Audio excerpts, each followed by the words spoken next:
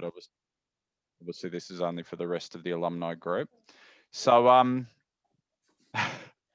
how many of you here today, put your hand up, have had some sort of frustration with respect to recruitment in the last 1 year?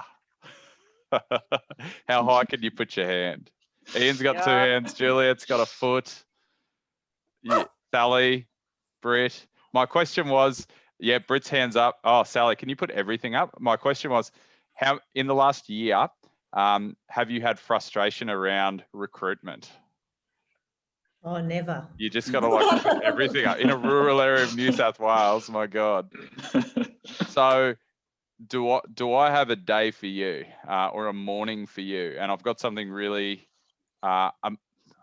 hopefully I want it to be the most amazing thing I've ever done in physio. And I haven't talked it up. I'll introduce it to you after our guest speaker. So what I want to do initially for you guys is set the scene. And between now and 9:30, I want to talk about my own experiences in this space and my journey with Mandy and Pierre Rocha, who've now been with us for 6 months. And if you follow any international news, you'll see that there's just been like massive riots and looting and such in South Africa, and the place is in a really bad state, worse than it's ever been. And then at 9:30, we've got a guest speaker for you. His name is Amit Thapa, and he's the owner of a company called Global Talent Agency. So I came to know of Amit through one of my owners on BTUPC 4 who found him and has made an international recruit through him. So he's going to set the scene for us on where the market's at, talk a little bit about the problems and challenges that we're having in our profession, and then obviously propose some solutions, which is really cool. Morning, Ruth. And so after Amit gives us his wisdom, you'll have some time for questions with him. And no doubt he'll have a product to pitch because I know a bit about what his products are. So he's got the highest of high-level products in the recruiting space in terms of like a full service from finding you the person all the way through to bringing them into your clinic. And then when Amit's done with his talk, I'll talk to you about my big project and where we're at with that, because yeah, I reckon this could be the most exciting thing I've done outside of, hey Dana. Hi. I reckon it could be the most exciting thing I've done in the industry outside of creating the 9-month program. So yeah, I'm already putting big tickets on it because there's already things starting to happen in this space. And after that, we'll be doing our 3 monthly goals together. So it may take 3 hours, it may take 2.5, but what I can assure you is this is the hottest topic in physio. If you're not already interested in the subject of international recruiting, you probably will be after today. And my leading question, Dana and Ruth, put your hand up if you've had headaches regarding the recruiting element in your business in the last year. So it's the topic. So what I'm going to do, this came across my Facebook feed the other day, and I'm just going to pull it up and then share my screen. Today, I don't have a PowerPoint. I'm really just going to talk with you because I don't think there's a whole lot of visual elements that I necessarily need to present with this. So this came across my Facebook feed the other day. This is an article, would you believe, from February 2019. Look at this, In Motion. February the 4th, enabling overseas physios to help fill the void. So APA wrote an article about this 3.5 years ago. It's a bit of Nostradamusing here. The number of overseas trained physios practicing in Australia is on the rise to help meet the widening gap between the number of qualified professionals and growing demand for physio services. So basically, what this reporter says is that by 2022, our country is going to have 6,500 fewer physios than we need. Oh, sorry, I've just got to let someone in. I'll let Rob in. Yeah, so we're going to have 6,500 fewer physios, and 2022 is next year, than we need. When they examine alongside, they say there's an increased number of new grads flooding the market, and the profession has a reasonably high attrition rate. So they say it's setting off warnings in regulatory bodies and tiers of government, and we're only seeing the pointy end of the action now, and I'll explain to you a little bit about what that looks like. So boom, boom, boom, boom, boom. By 2022, we're going to be 6,500 physios short.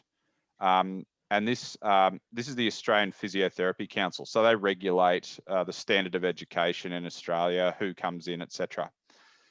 They state that our attrition rates are still quite high and people don't stay in the industry for their whole lives, as many of us know. And the last number they got was 3.5%. So if there's 100 physios, 3.5 of them are going to, quit their careers this year. The way we see the future, especially for aged care in those fast growth areas, did NDIS exist in February 2019? Yes. Was it just really pointy, like it was just starting? 2017 it started, and they were opening up in certain areas one by one. Yes. Trial runs. Yeah, you're right, Ajit. They were trialing in certain regions. So they haven't even mentioned NDIS in this article. So, I believe that there's many factors why we don't have enough physios at the minute. Aged care and NDIS being the two biggest, and COVID related not being able to move being significant too. So they basically talk about making the assessment pathway, the route by which overseas trained physios have their qualifications assessed to work here. They need to do a better job with that. And they've started doing that a little bit already. And I'll talk about that in my case study. What else do they say? So they talk about these assessment pathways used to take 3 years, but I've actually started to have talks with people high up in the APA about this being the problem and shortening them. And look, they say that in 2019, they were already starting to shorten that period, the wait time, to 18 months and reduce the backlog of 1,200 candidates. So there was 1,200 people trying to get into Australia to work as physios. So I suppose I'll just ask you some simple questions. So they said that shortfall was predicted to be, hey Rob, was predicted to be 6,600 physios by 2022, and that's still next year. So does anyone want to have a stab, have an estimate of what they think that might be right now? More or less? More. Yes, and I'll give you my evidence. So when I applied for Mandy and Pierre Roche's visas last year, we had to go through a process where I was forced to attempt to find a local applicant. And so I had to do 8 weeks of local advertising, and this was for a muscle and pelvic health physio. So have a guess how many applicants I received. Yeah, the big donut. But part of our analysis that my migration agent did, at the time in Queensland, there was 1,200 unfilled physio jobs in Queensland alone. So what's the population of Queensland? It'd be about 5 million, I think. And what's the population of Australia? 25 or closer to 30? Is it 25 million? So if I just extrapolate that approximate data and say 5 times as many jobs in Queensland, so what's 5 times 1,200 is 6,000, and that was last year. So that was 2 years before 2022. So some of the preliminary data that I've looked at, and there's another thing that we can download off each of our state government websites that talks about skills shortages, and it actually defines that physiotherapy is in the extremely high skills shortage in basically every single state. Now, there was a post about that in our Facebook group quite some time ago. So it's almost like, guys, there's this perfect storm. So the perfect storm was aged care has been the fastest growing employer in Australia for probably 5 or 6 years. I don't necessarily know if there's any more graduates coming out of physio than there were 5 or 6 years ago, but I was told by somebody that there was some sort of deregulation, so there would be. But then NDIS has come along, and anecdotally, I believe NDIS is employing people at a faster rate than aged care even. I don't think that NDIS would have the total volume of employees in aged care, but the rate that it increases is really, really, really significant. And then what's happened with COVID? So you've lost mobility of physios. So there used to be a couple of common pathways. Like the pathways were physios going from Australia to the UK, physios coming from Ireland to Australia, because Ireland's a country that has fewer jobs than physios, so they need work. They were coming here. And there was the New Zealand entry that many of you may know about. And basically what would happen is New Zealand had easier physiotherapy entry requirements. So overseas physios would move to New Zealand, practice for 1 to 2 years, and then move to Australia. And now COVID goes and jams the borders shut. And what does that do? So the perfect storm. So aged care, they can pay more than us. Like I've got a lot of physios in our area earning $50 an hour as graduates in aged care. You know, they get 4-day weeks, they work 8 to 4. Granted, I would, you know, I would change professions after doing that work for a year or two. But, you know, many of our cohort in our profession, they don't necessarily want the challenges that private practice poses. So you've got aged care. And then what I'm seeing with NDIS is you've got young physios start jobs in practices with a high proportion of NDIS. And I'm seeing this more and more. They feel like they can do it themselves. So once they already have their caseload, a lot of them are just breaking away. And, you know, whether we agree with this or not, they're just taking their caseloads with them and starting their own mobile business. So who's seen the massive growth of mobile physiotherapy in the last 1 or 2 years? So all of these things have created this perfect storm, and the BTUPC 4 guys that I'm working with, many of you guys, I believe the true limiting factor in block is the ability to put a job ad out there and get 3 good applicants and choose from those applicants. Now, the person in this group who I've been speaking to this the longest for is Sally Webb. So Sally, I'm going to put you on the spot a little bit if you want to unmute.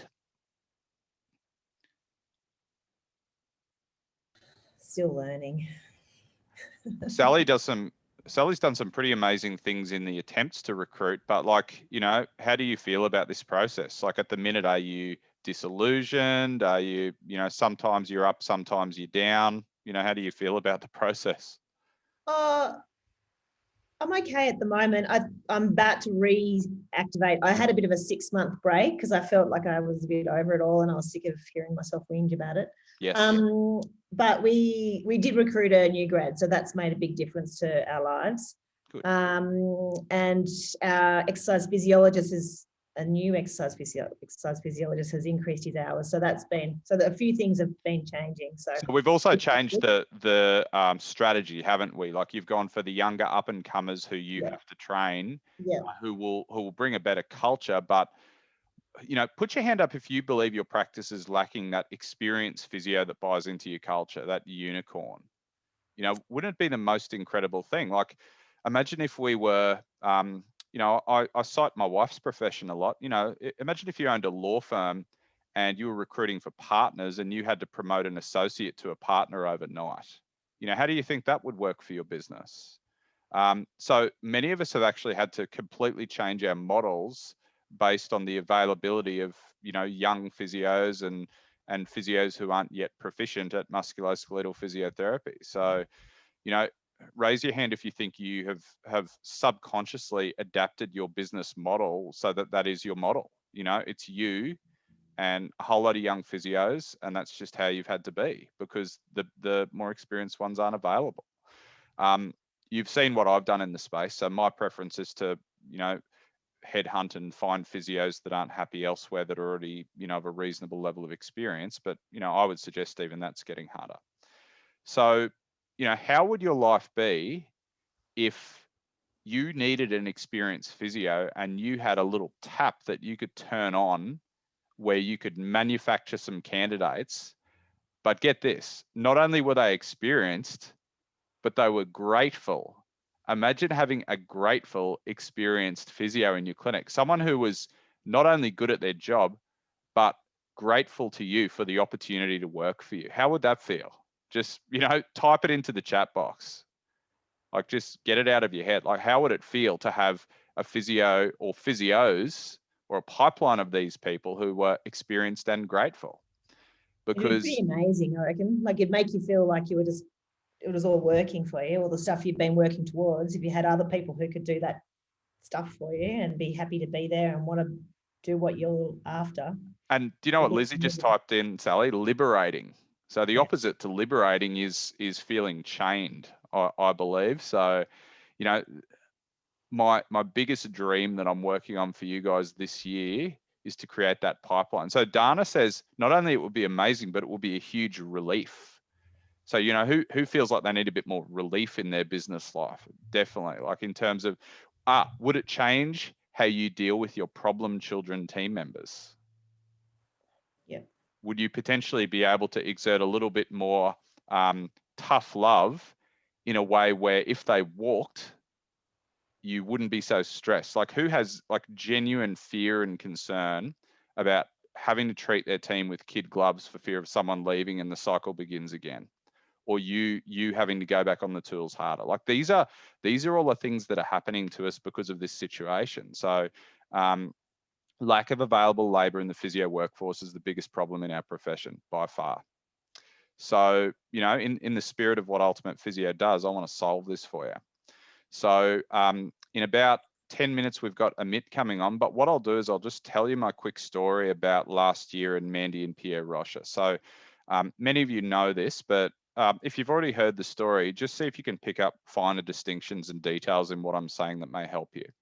So the context was back in 2012, 13, we had a pelvic health physio. She was only in the clinic 1 day a week, but I really loved having her because there was all these female clients calling up and we could now help them with their continence and their pelvic issues. And, you know, many of our ideal client, not all of us, but many of our ideal client is the middle-aged female client anyway. So, you know, if she's coming with musculoskeletal pain and she's got these other limiting issues that are pelvic in nature, I really did want a physio to help with that. So the physio was doing well, but she had 3 jobs. Like a lot of these pelvic physios, they dabble in hospital, dabble in private practice. She ended up leaving. You know, she was okay, but she wasn't the best cultural fit. And I literally spent the 4 years from 2016 until 2020 trying to find people. I must have put 5 or 6 job ads up. I must have interviewed 10 pelvic physios, but, you know, either I couldn't afford them because they were working in the hospital system on, you know, 110K plus bases, or, you know, I scared a few of them off because I'm pretty intense. So many of you guys would understand that. Or they didn't live in my area, or I didn't have another pelvic physio, or, you know, there was all these reasons why it wouldn't work locally. And one day, like, so my team was getting sick of me as well. Like I kept putting on my goals, find a pelvic physio, find a pelvic physio. And they're like, Nick, you're never going to find a pelvic physio. And they really got sick of me saying, no, I'm not willing to accept that. I'm not willing to give up, because I wasn't. But like Sally Webb, what I would do is I would have times where I would push, times where I would back off, you know, push hard for 3 months, back off for 3 months, and keep doing that. And that was how I was feeling at the time. And who knows of a really, I think it's pretty crappy, a website called Physio Bob. Who knows Physio Bob? And you've had a look on there. It's predominantly international applicants. Many of them aren't ARPA registered at all. It's all in the too hard basket. So I was looking on Physio Bob because many people who are on there, they want to work in Sydney, Melbourne, or the Gold Coast. That's where all the internationals want to go, not little old Brisbane.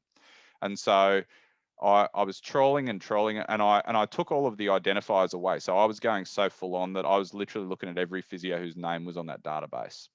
And I found this one South African physio, and it said, where do you want to work? And she didn't stipulate a location. It said a coastal town. And I'm like, I looked out of my clinic. I'm like, I'm opposite the beach. Redcliffe's a coastal town. And so what I did is I then linked in this woman. Her name's Mandy Rocha. And amazingly, she had a full and updated and current LinkedIn profile, which, as you guys would know, is actually pretty rare for a physio. It's only the more entrepreneurial and business-minded physios that tend to have that, and you guys. So I messaged her through LinkedIn. Within 24 hours, I had a reply, and I thought, I've never had this before. And I'm even getting a bit of a shiver as I tell you this story. This was in January 2020, and Mandy's actually just told this story to a group of people who I'll talk to you about later. So I said, you know, tell me a bit about yourself. She said, my name's Mandy. I live in Durban. I run a physio clinic. I've been a physio for 12 years and I've owned a clinic for 8 years. I'm like, wow, these are the physios that don't exist in Australia, or they're not on the market for employment. They own their clinics. They're your competition. And so I hooked up a Zoom conference with her, and really we were both very awkward, and it was just us saying, this is who I am, this is what I want, this is who I am, this is what I want. And Mandy also said that I've got a husband, Pierre, and he's a musk and male pelvic physio. And I'm like, oh, male pelvic, that'd be interesting. And I must have had about 7 or 8 Zoom conversations with them over a 2-month period, attempting to convince them to come to Australia instead of New Zealand. New Zealand was easier to get to. The cost of living was cheaper. The exams weren't as hardcore. They could get permanent residency quicker, but they really wanted to be in Australia because they had a friend in Brisbane. So they had a link. They had a family link. And I then engaged a migration agent whose name is Wendy Bellum. Now, I at no stage did I think about doing this process myself. And any of you who do, it would be the strongest thing that I could advise you not to do, because you are now at the mercy of the systems of the immigration department. And one thing that I will tell you is, if you stuff one thing up, all of the money and time you've put into that process to date, they cancel it. They literally, like you put a wrong number in or a wrong word in, it's like done, start again. So it's like this immigration department is potentially the most draconian department in the Australian government. And I think that has a bit to do with the fact that we are such a sought after country to live that their job's almost to keep people out, which I reckon is quite cruel, but that's another story. So I engaged Wendy Bellum and I worked with her over a 3 to 4 month period to put all the things in place. So I had to advertise the role here. I had to register to be a sponsored employer. And both Mandy and I had to put up a significant amount of money to make this process happen. And they went into significant debt to get here. And when I, at the absolute root of it, I said, why do you guys want to come here? And they said, we've got a 4 and a 2-year-old and we know they've got no future in this country. So their biggest motivation was giving their kids a future. So we worked through this, and there was so many different steps, which I won't go into detail on. And we got basically to the final hurdle. So they had to sell their clinic. So they found someone to buy it. They didn't own a house. Luckily, they didn't have to sell it. But you know, literally the day that Mandy and her husband got on a plane, the husband was diagnosed, Mandy's mum was diagnosed with breast cancer. So like there was so many things that happened. And the most heart in mouth part of the process was helping Mandy get a travel exemption. So yeah, I will backtrack a little bit. There's this thing called the Priority Occupations Migration List. So there's a number of highly skilled professions on that. And in September last year, they took physio off it because of COVID. So literally there was 100 professions on this list, and they stripped it down to doctors, surgeons, CEOs, some sort of managers, and directors of nursing, because that was all I was willing to accept into Australia. So we had to go through this process.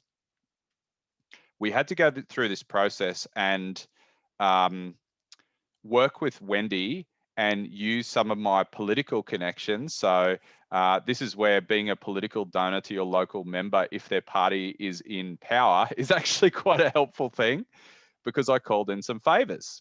So I called in favors from our local LNP members, and my good friend, his name's Terry Young. So he's the local member up here, and he wrote me a letter of support to support my application for a travel exemption on his letterhead, and that was what got it over the line.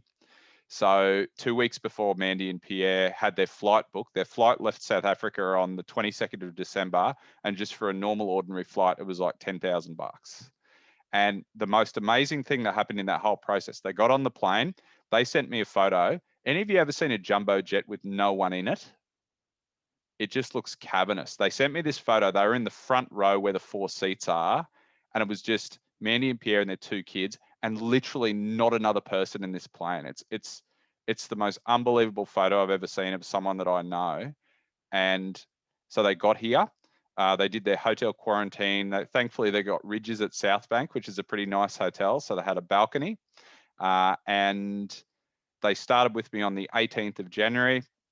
They've been with me for 6 months, and they have been through, you know, all the trials and tribulations. The biggest challenge for them was actually the cost of childcare. So would you believe that in South Africa, they have nannies and they have chefs, and all of these people basically cost you hardly anything.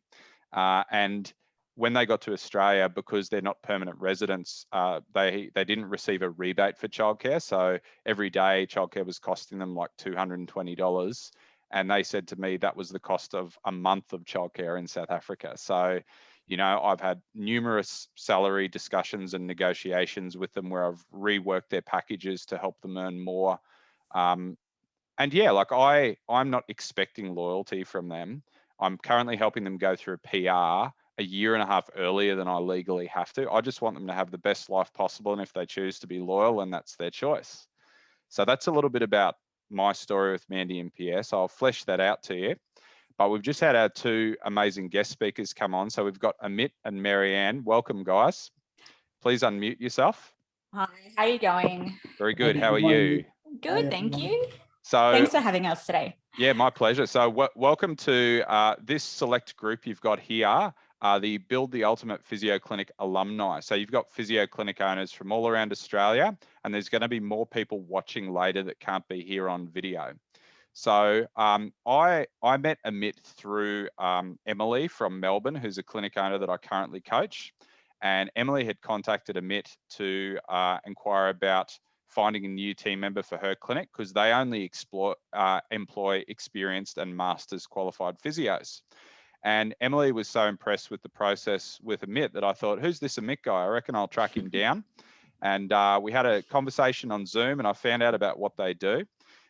So as far as I'm aware, Global Talent Agency is the only company in Australia that takes people all the way from finding the candidate overseas, screening the candidate, doing the legals like I had my lawyer do, and basically ending up with an experienced international physio with APRA registration in your practice. Is that right?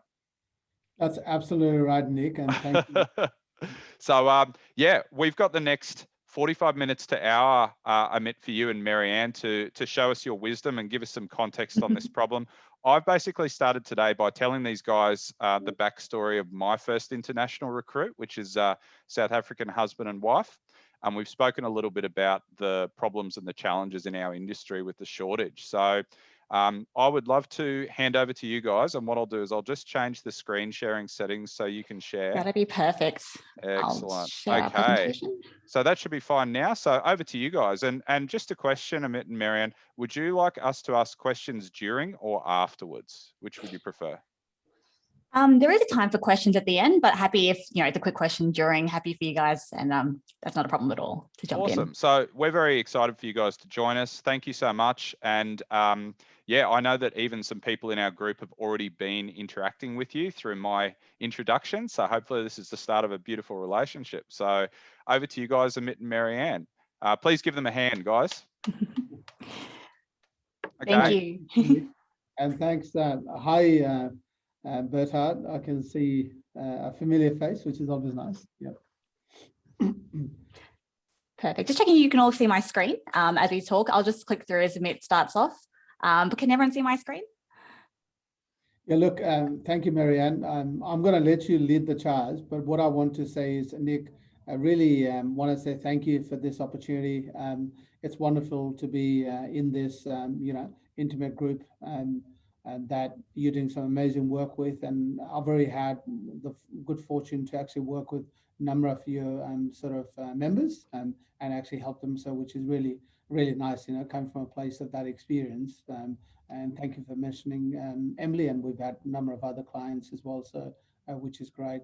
I was going to say, I mean, I think that the people here today and the people watching know that I don't introduce just anyone into this group. I only introduce businesses that I work with where I can vouch for their credibility. So that's definitely why you guys are here. Awesome. Thank you, Nick. And what I would probably say is let's make this a conversational one, because I think that's when we're going to get lots of value, and happy to go with the flow. And thank you for providing us the time frame that you have, because I know there's a topical issue and there's lots of questions that's going to come up, and we're very happy to, you know, really share our insights with you. And because you guys are experts, I do reckon, guys, ask the questions as you go, and then you'll have more questions at the end. So I think it'll be a very Q&A filled session. Yeah. Awesome. All right, Marianne. Perfect. Well, I guess just a little bit about us. So Amit's, given his little introduction about, him being the Chief Talent Officer at the Global Talent Agency. But I'm a Senior Immigration Business Partner at the Migration Agency, which is a sister company of the Global Talent Agency. So we're a immigration law firm, and we only employ, immigration lawyers who specialize in immigration law, and also migration agents. So I've been with the migration agency for 3 years now. It's been a great business, but I really love our interaction, how we work with the Global Talent Agency. Like you said, Nick, there's no other service offering available from businesses where you can find a hire from overseas and then have the process taken care of from beginning to end, to every single step along the way. And we have some amazing success stories to share with you to show that we've done exactly just that, especially during a pandemic, which is incredible and great to see. Sorry, Yes. if I can just quickly give you a background and context about myself. And for those of you who don't actually know me, I spent almost about 15 years in a corporate career. So I was a head of HR for a bank. So I was quite familiar with this whole idea about moving people and doing it really, really well. The migration agency, they've been around for about 6 years. And really, again, we came from corporate background to really disrupt the industry to create value for businesses. And a lot of the feedback from the clients serving at the migration agency had was, look, you guys have an amazing process with the immigration, how you're dealing with this, but we really need help, finding people. Then that's the real problem you need to try and solve. And based on that feedback, because I had the HR recruitment background working in international space, and that's what sort of inspired me to, set up a business. I come quite new in the allied health space, so I don't have a clinical background, but what I have is this years of international HR and recruitment experience.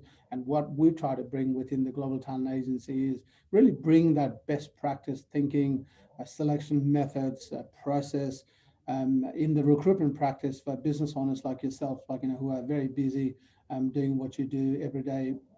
And really the way we operate is our model is not a typical recruitment transactional model.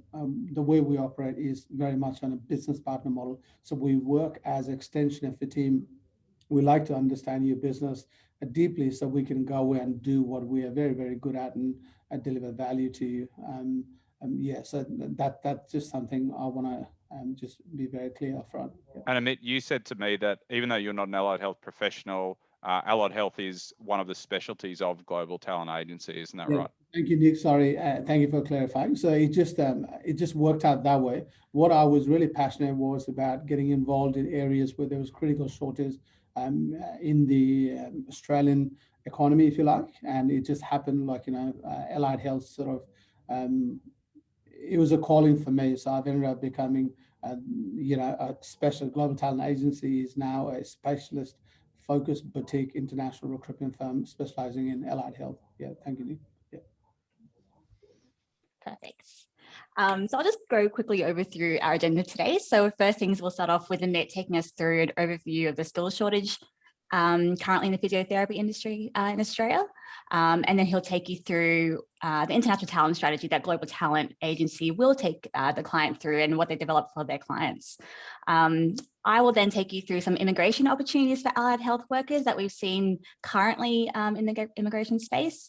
And we'll talk about things like travel exemptions and the sort of processing times that specifically allied health workers are experiencing at the moment. So it gives you a better idea of, really the timeline about if you really are interested in recruiting overseas, what does that look like in terms of timeline? How long will you have to wait until they get here in Australia?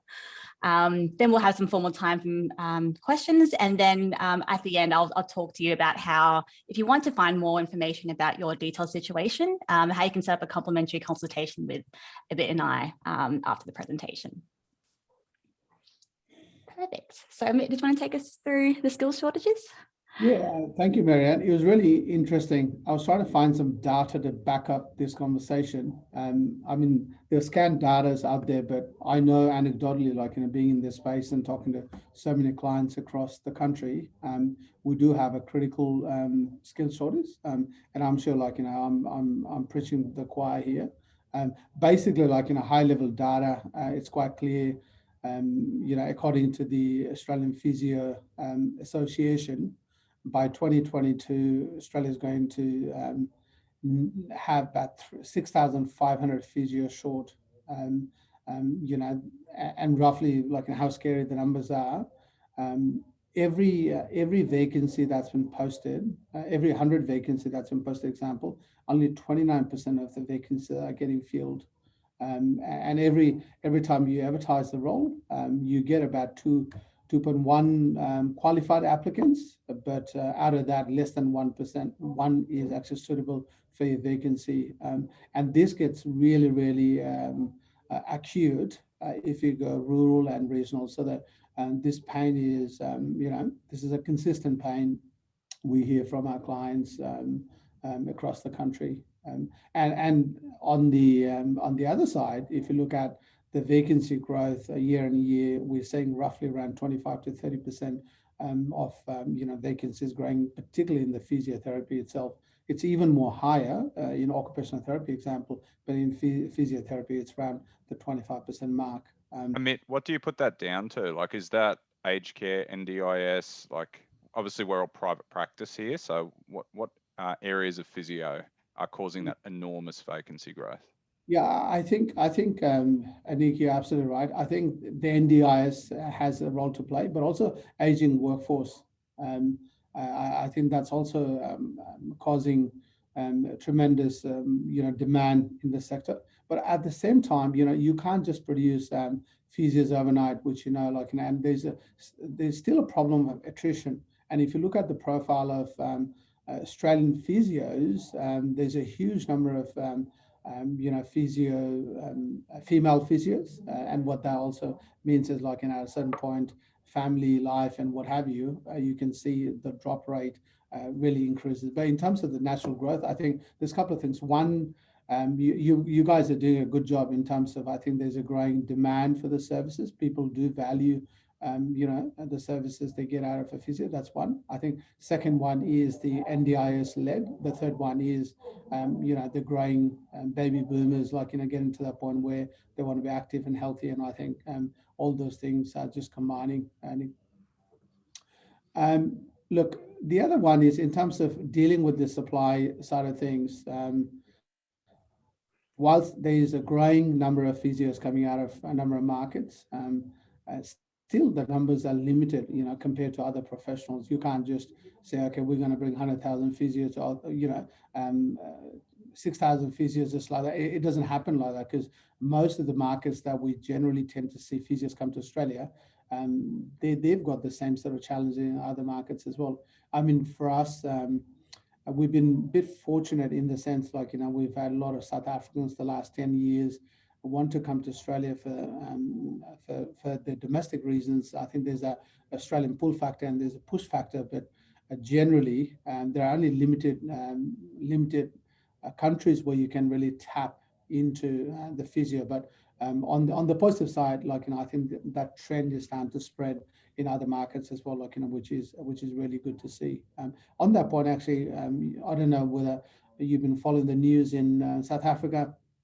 Obviously, there's a bit of a political upheaval going on. Former president was convicted of fraud, and that has meant there's been a political trouble that's been caused. And we're getting lots of requests from South Africans saying, hey, I think we've made up our mind, like, we want to make a move. So if you guys are actually thinking about, hey, is this a good time to tap into some top talent, I'll probably say yes. And we can discuss some of the stuff. I heard Nick talk about the childcare and what have you, some of the concerns which are really true, and how to deal with that as well. Yeah, look, our experience has definitely been, bringing physios from countries like UK, Ireland, South Africa, it's not a new thing. I think you guys are, either you've done it yourself or you've heard someone else do it. Or for many of you, it could be the first time you'll be going through this process. But what I would probably say is, as much as you are there thinking, okay, how do we get this right? Equally, the candidates also on the same boat. It's a big decision for them to leave their home and often come with a young family over here. And what we as a specialist boutique international recruitment firm combined with the immigration services and providing the end-to-end service, so we spend a lot of time upfront to understand them and their aspiration, because once we get that right, the whole process becomes really a pleasant experience all the way, and that's what we've seem to have found in the time we've been doing this. Yeah. Any sort of observations, comments in regards to the critical shortage? What's your experience been? Is this similar, or are you, any feedback? I know certainly, I've had a couple of clients who've said, hey, can you find me physios locally? And I have, and we always test the level market here. So I'm posting jobs and, Seek on Premium Ad and what have you. And the quality of candidates, if we are lucky enough to get, is shocking. As bad as it's ever been, Amit. And I have one question. With the vacancies filled, over what time frame is that? Like, we've often found there's these guys have a window to recruit, which is probably between September and December, and you predominantly get graduates, and if you miss the window, you're in trouble. So that 29%, is that over a year, or are there seasonal times that you found in our industry it's best to recruit, or what's your thoughts there? Yeah, look, that's a really difficult one over here. I think you're right, Nick. There's that initial drive for, going for the graduates, and you see that. It's a really interesting one, because you've got consistent demand that's growing, and you can't find enough people, so there's no one particular time to fill them. It's a really hard one to pinpoint, actually. Talking to our clients, I know, generally our clients' feedback is, they're happy to remain quiet in December and January, but come Australia Day, they want to have someone, hit the ground running. We see that sort of trend come through quite a bit when we're talking to our clients. Yeah. All right. This is just a bit about which we've sort of touched on already. You may ask, what's a process that's a little different to the one, Marianne? Oh, sorry, did that just go through? That screen changed, sorry. It must have changed my screen rather than the document. Sorry about that. As you can see, we've got actually a pretty detailed process. And Nick sort of alluded to that question around, what sort of ways that demand. And you're right, we've got clients like yourself who run private practices and serve a certain population, but we've also got clients in the other sectors, like in aged care sectors and what have you. So what we do is, first and foremost, is really spend time to understand your business. We start with you. What are your needs? What's that unique value proposition that you have in your business? Once we clearly understand that, we sort of, come together with a strategy to say, okay, based on our experience, and these are the areas where you need to consider. And there might be a mix sort of strategy. So we work across a number of different markets internationally. Obviously, South Africa is one of those places, that's quite common. We also see not much out of the UK, actually. The COVID has really withheld the UK citizens venturing out, but we've seen some amazing candidates come out of Ireland. We've also seen a number of really fantastic candidates come out of Philippines. India also is a place. We've had some from South America. So, we are in a really lucky position in the sense that, Australia is a place where people want to come and make a future home. So that's a big positive. On the negative side, obviously, the process of getting registration, rightly so, the barriers are very, very high. So what we do is before we even entertain the idea of putting it forward. Like, we've already done the due diligence to ensure, they will meet all the requirements. And yeah, so that's really important part of the service complement that we provide to you. So in terms of recruiting, obviously, we've got a pretty exhaustive process we put them through. They get interviewed by the recruiters on the ground, our partners on the ground, and they get ensured they've got a psychometrically tested, and then they get interviewed by myself or a recruitment business partner based out of Australia that ensures the alignment your need is required. And once we select, we also have a vision partner. So what that means is essentially we've got physios from your industry. They work for us and they will interview on our behalf and say, well, do they have the skill they need? So when I put someone, a candidate forward to you, we know we've actually ticked all the boxes. Then it's more about formality and making sure the culture is fit right. Importantly, in this market, what we're finding is we've got lots of candidates who've actually gone directly through a process. They may have contacted one of you guys, but they've said, look, we want to actually find a recruiter that's going to help us, because with in any case, international mobility is always difficult, but the last 12 months with COVID, it's made it very, very complex. And I think I heard Nick talk about getting the travel exemption and getting support from your local politician, all those tactics. And what we do is, from the time we touch them, we also build a deep relationship with our candidates, because we want to make it a success for them, not just about getting a job, getting a visa, but we want them to really onboard into the Australian community for the long haul. And Nick, I'm pretty confident, the couple that you've employed, all going well, right? You guys are transparent, open. I think you'll probably have them for a long time. Although you're quite open to that, but I think you'll find people are very, very loyal when it comes to when you go through a process like this.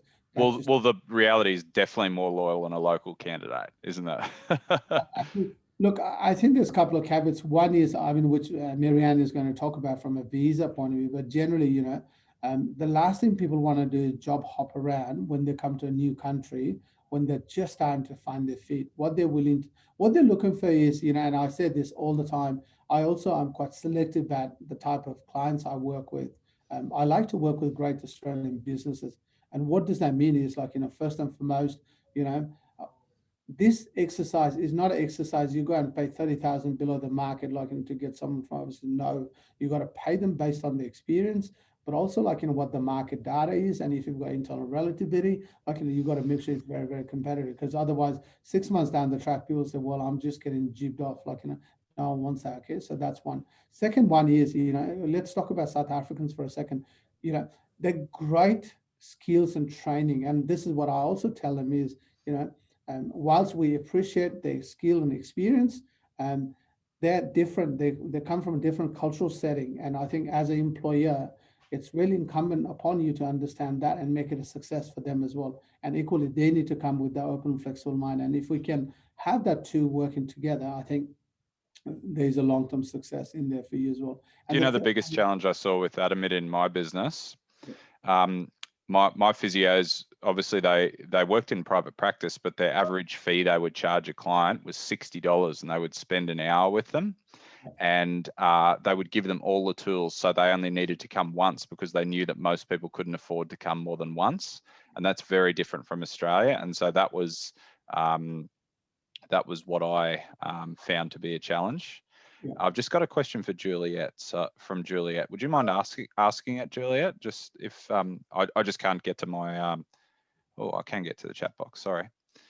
Do I have more legal standing with respect to them starting their own business in my local area, given this process? Legal? I don't necessarily think I do legally, Juliet, but what I do have is these people are significantly in debt. Their simple physical ability to go and get a bank loan to start a business is far below, an Australian with a neutral debt situation. So I don't think legally, but I do think in terms of practicalities. Actually, sorry, Nick, what's the question, Nick? Do you have? Juliet was saying, the concern is, you bring someone over, Amit, and they can go and start their own business. Yeah, you and Marianne might have a different perspective on that, because I don't understand the law. Yeah. So basically, the main visa that people first come to work in Australia is a sponsored work visa called the 482 visa. So that's generally the first step or the first visa that they apply for when they want to work in Australia. It's a temporary work visa that's sponsored by the employer. So there is a condition on that person's visa is that once they come to Australia, they can only work for the nominating employer in their nominated occupation. So they do have visa conditions that restrict them from, you know, working from anyone else or starting their own business and working for themselves as well. So what was that? And how long does that visa generally last for? The visa. So it can be a maximum term of 4 years for physiotherapists. That's right. But sometimes when we talk to employers who perhaps want to, you know, if they really do like them and are interested in sponsoring for permanent residence, which is a key strategy that most employers like to utilize because it does provide someone who has, you know, shifted their life from the other side of the world to Australia. Most candidates do want that certainty. So whilst they might not apply for permanent residence straight away, it's nice to know that they do have that pathway. So, you know, a lot of our candidates or clients choose to do a 2-year temporary work visa, give them some time in Australia, and if the employer still wants to support them, perhaps offer them permanent residence, which can also be another employer-sponsored visa. So permanent residents don't have that same work restriction where you can only work for the sponsoring employer because they do become Australian permanent residents with full work rights. But yeah, definitely. So it is up to you how long you'd like to place them on the temporary visa, and it just depends on your particular strategy, and we can work with you through that. So Marianne, I accelerated my guys' PR because I could see they were struggling financially with childcare. And while I actually did that against my migration agent's advice, and I'm banking on the relationship I built with these people for them to be happy enough to stay, even though, Juliet, they then don't have to stay as soon as their PR. That's correct. And I mean, technically, when you lodge the application, both the employer and the applicant make a declaration upon lodgement of the permanent residence application that there's the intention that they will stay in that position for at least 2 years from their visa approval. So it is an intention, but basically if they were to stop working for you during processing, obviously that permanent residence application can't be approved because it is employer connected. But once it is approved, then technically they could go if they wish, but you know, there is that intention that they do declare with the department saying, you know, I have every intention to stay in this job for 2 years, which does carry some weight. And we generally don't hear of people as soon as they're getting PR to leave their employer because obviously they know, you know, how much work goes into supporting them. So generally we don't see that often, but having said that, it could happen. Yeah, Marianne, if I may add, just for your benefit, when we are managing expectation with the candidates up front, we work on a 3-year strategy up front. So when if you're going through this process, just have that in mind, like in a 3-year. So the way the 3-year works is we bring them on a 2-year 482 visa, which Marianne just talked about, and it's an employer-sponsored visa with a guarantee that, like all going well, you'll support them from a permanent residency on the 2nd year. So it'll take you about a year. So even from that strategy point of view, you know you've got them for 3 years, but hopefully, like, you know, you'll have them for the longer term than that. But we do also hear instances like in that Nick talked about, because once they come here, you're happy with who they are, what they're doing, then, you know, it's okay. You know, we do see employers bringing that forward as well. But our recommendation generally is just work on the 2-year plus 1. Everyone's upfront, clear, committed to the process. Yep. Thanks, guys. Yeah, great question, Juliet. Please ask more questions as we go, guys, because that'll flush out the real expertise from Marianne and Amit. Yeah, just to finalize this slide here, what you'll find is in this environment, you know, so actually getting them a job, getting them a good deal within that process, like, it is really important for them, but also, like, you know, getting a visa, the travel exemption part, like, you know, I think that's what Marianne and the team have been doing amazing work. So the last 12 months or so, we probably successfully, like, you know, we placed and onboarded over 70, you know, talent over here in Australia, and we've had every single one a success. So credit to Marianne. I don't want to jinx it, but yep. That's during the most difficult time in our history, guys. Exactly. To get people from overseas to Australia. And Marianne and Sarah, like, you know, these guys are real pioneers in terms of, like, you know, how to deal with this whole travel exemption issue. So we've actually, proudly led the sector in terms of dealing with that. So credit to this team. And what I've also ensured we do is, like example, Nick, you're absolutely right. One of the biggest problems we have now, and it's going to get even worse for the little while, is this whole travel flight issue. People can't get flights to get here, and so we've actually got a travel partner who happens to be based out of South Africa. So any candidate, we send them, and he's been doing amazing work. So we've been able to bring people, because he understands the Australian quarantine system, but also knows which airlines are coming, how to hold them, So we've actually had real good success with that as well. And we've sort of prepared a whole onboarding pack for these people to come and make that ease into Australia settlement easier. It's not going to be totally easy, but easier process. And also we do the same for you as an employee as well, to give you tips and tools to think about, look at how do you manage them effectively, so that transition, if we can get that right, then you'll have some amazing employees working for you. Yeah. I just put it in the chat box, but I was just wondering, what if the candidate isn't the right fit for our clinic? Is there any way, what can we do if we get them over here and all of a sudden we realise that we try and not performance manage them, that give them tips and tricks to try and fit our clinic, and they just don't fit our clinic culture or don't have the right work ethic? Is there an option there for us? That's a great question, Lizzie. Thank you. And that's one of the main reason why you could go and advertise in South Africa and get your own people, like what Nick has probably done in the past. One of the things that we do is we give you a 6 months replacement guarantee. I know you can never replace someone, but what we do is, and the benefits of us is, we've got someone with all good intention, we bring to your practice, Lizzie, and you come to a view that they're just not the right fit for you, and that's okay. I've got the benefit of working with other 50 amazing employers. I want to understand first what the fit issue is, and we'll go through the normal process.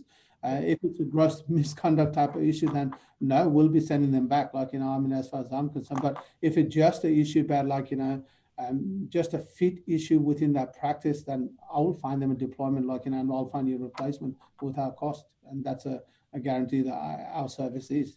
Great, thank you.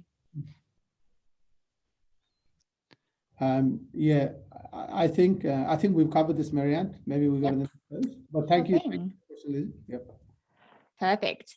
Okay, so I'll just jump in to talk about the immigration opportunities in allied health. But perhaps first I go into this process, I'll just give you a brief overview of generally the visa application process and how it would generally work.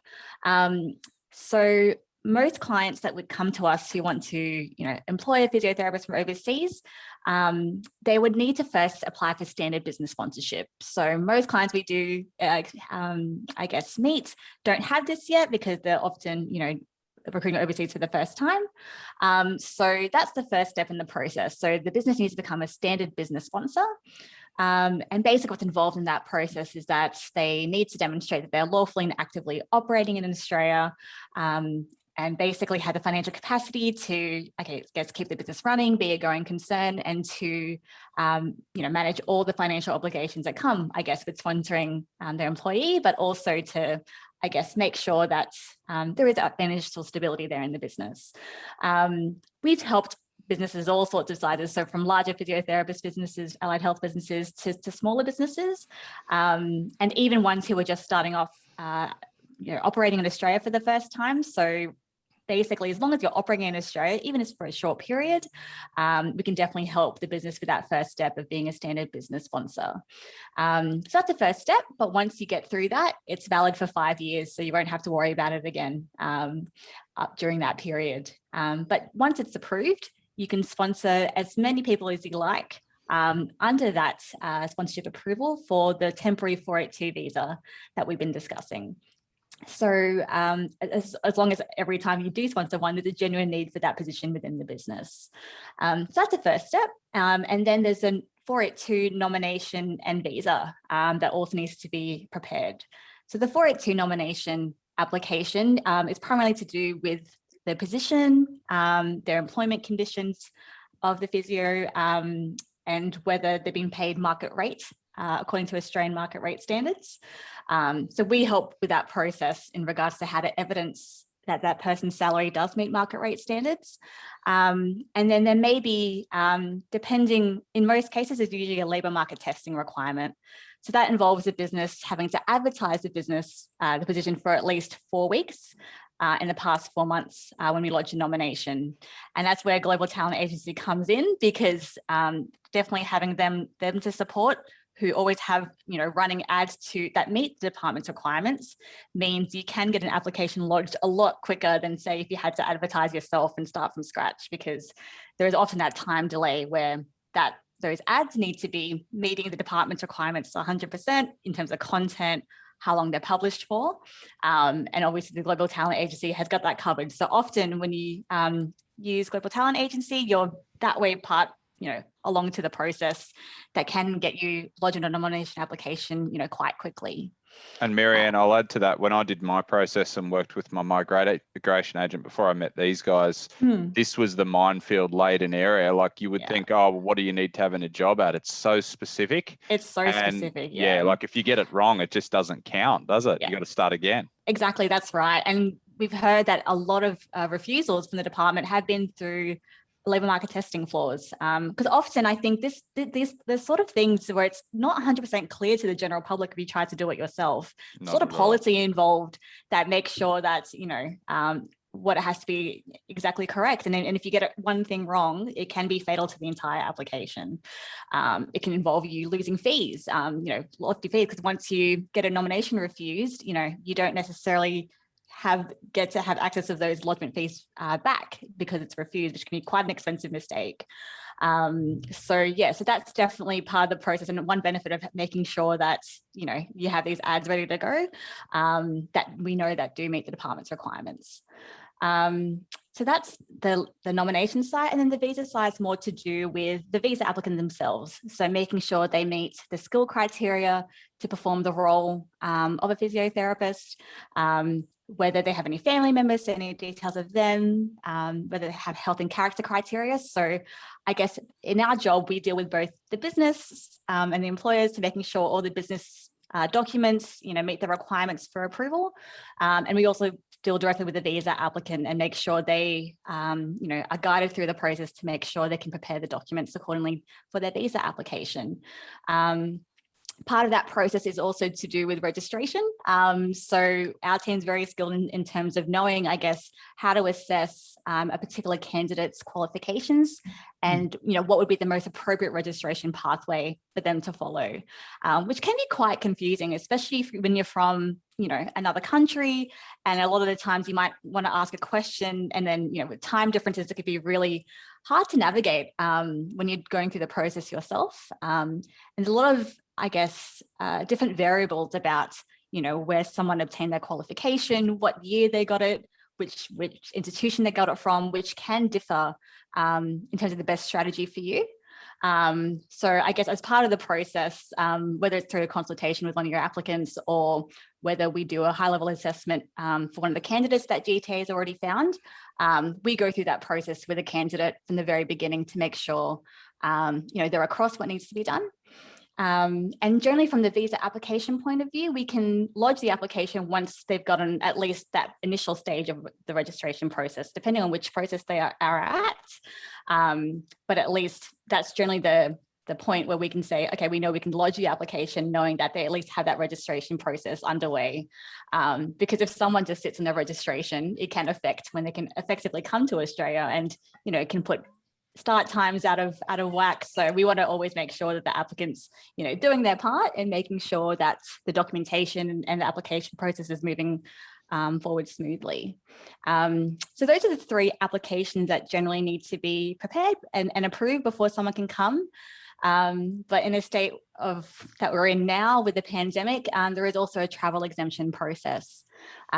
So since March last year, the Australian borders have been closed to foreign nationals unless they meet, very specific criteria for a travel exemption. So I don't know if any of you have gone onto the department website, tried to see, what the grounds are, but they're very vague, and they're vague for a purpose, because I think they just want to try and encourage people to see, give them a go to see if they do meet the criteria. But what happens is when Australian Border Force then assesses someone's travel exemption request, it's not quite like a visa application. So there's absolutely no transparency about whether they decide someone's worthy of coming into Australia or not. If something is not successful, they'll just say, sorry, you're not exempt, and not give you a reason why. So for this reason, we have seen the Australian Border Force have been recently releasing statistics about how successful travel exemptions are. And so that's obviously covering people who try and do it themselves for all these other sorts of reasons, maybe lodge multiple requests at a hope that they, the fifth one will get approved. Generally, we're probably seeing about a 20% success rate overall for travel exemption requests, which is a lot of refusals, which means, which is unfortunate. It can be a frustrating area because, we really can't see what they're making these decisions on. There's no one really there's no appeals process. They'll just tell you to apply again. But so that's the kind of environment we're in. And especially now where they've recently announced the reduction, a 50% reduction in international arrivals from 14th of July until the end of August. But, that's for now. We don't know if that's going to be extended further. So we are finding at this time, especially, they are getting highly scrutinised. With that said, though, we've seen the exemptions we've put through for allied health professionals, even in this crazy environment where the refusal rate is generally quite high. We've had still 100% success rate for all our physiotherapists and all our allied health workers, which is great. And sorry, Marianne, that's despite physio being taken off the priority skills migration list. That's right. Yeah. So it's actually, physiotherapist is actually on the medium and long-term list, which is still good. It's still the list that provides permanent residence pathways, but you're correct. It's not on the priority list, which means you see one of the grounds I've listed there is there's certain grounds where you can apply for an individual exemption based on your critical skills. So if you're providing critical specialist medical services, if you have critical skills or working in a critical sector in Australia, and generally that critical skills or critical sector is generally related to, do you have critical skills that are essential to Australia's economic recovery from COVID? Or, are your skills essential in maintaining supply of essential goods to Australia? So there's that ground. And then if your foreign national has been sponsored by an Australian employer to work in Australia, on the priority list. So you're correct, Nick, that physiotherapist isn't on the priority list, but that doesn't mean you can't get a travel exemption. So what we generally do is build the travel exemption grounds based on them providing critical or specialist medical services in Australia. And physio's classed as medical skills, obviously. Correct, that's right. Which is good. And so what we do is basically, what that exemption looks like is us guiding the employer. We help prepare the employer prepare a letter to address all these grounds. It's quite involved. It's quite a lengthy submission just to make sure that we cover all the grounds that we know that the Australian Border Force is looking for. So the sorts of things we include about, why that particular person has critical skills that can't be found in Australia. Why can't their role be done, remotely, which is pretty obvious when it comes to physiotherapists, and certain things about, the environment, how the business has been really struggling to find local talent, evidence of the labour market testing, and how these skills, what's a shortage like in physiotherapy. So we often back up our submissions with stats that we can refer to show the shortages. So there is a lot of work, but basically for this, to allow us to prepare this exemption, we usually set up a call with the employer to try and find out some really specific key arguments we want to focus on and really highlight. So with all that that's done, it's quite a piece of work, but in the end of the day, it is getting us results, and it's all worth it in the end if it helps someone to get through at a time like this with these borders. I think credit to Marianne and the team at PMA. I think one of the difference with them is they make it application ready. So when this sort of case comes through under the department, that's where you've got 100% record, is because you do that, You're not taking chances. So I think credit to you guys, Marianne. Yeah, no, thank you. And I actually do feel, just in the wider immigration legal community, is that people sometimes be a bit scared to I guess try these sorts of grounds with the allied health industry, because maybe they think, oh, they're not nurses or doctors, so they're not going to meet the grounds. But we've seen time and time again that's definitely not the case. Just because they're not on the priority list, it's definitely still possible. Actually, Marianne, now you mention it, yeah, like the word medical, when you say medical to us, we all think different things. I don't put allied health in medical, but if the government does, it could just be that semantic in that word that means, 100%, let's not assume that allied health isn't medical. That's right. And that's the thing. I think a lot of people I'd probably say more the transactional black letter lawyers will just take the grounds and be like, oh, they haven't listed these occupations, so let's just not give it a go. Which, it's, you don't really get results that way. And how many people could have missed their chance of coming to Australia if we all followed that sort of line of thinking. So definitely it's, even though in an environment where it's being highly scrutinized, definitely physiotherapists are still getting in the country. And we just saw one approved, I think, a couple of days ago. So it shows even with the reductions, it just came in on 14th of July. But that was still been approved, even these reduction in international arrival rates.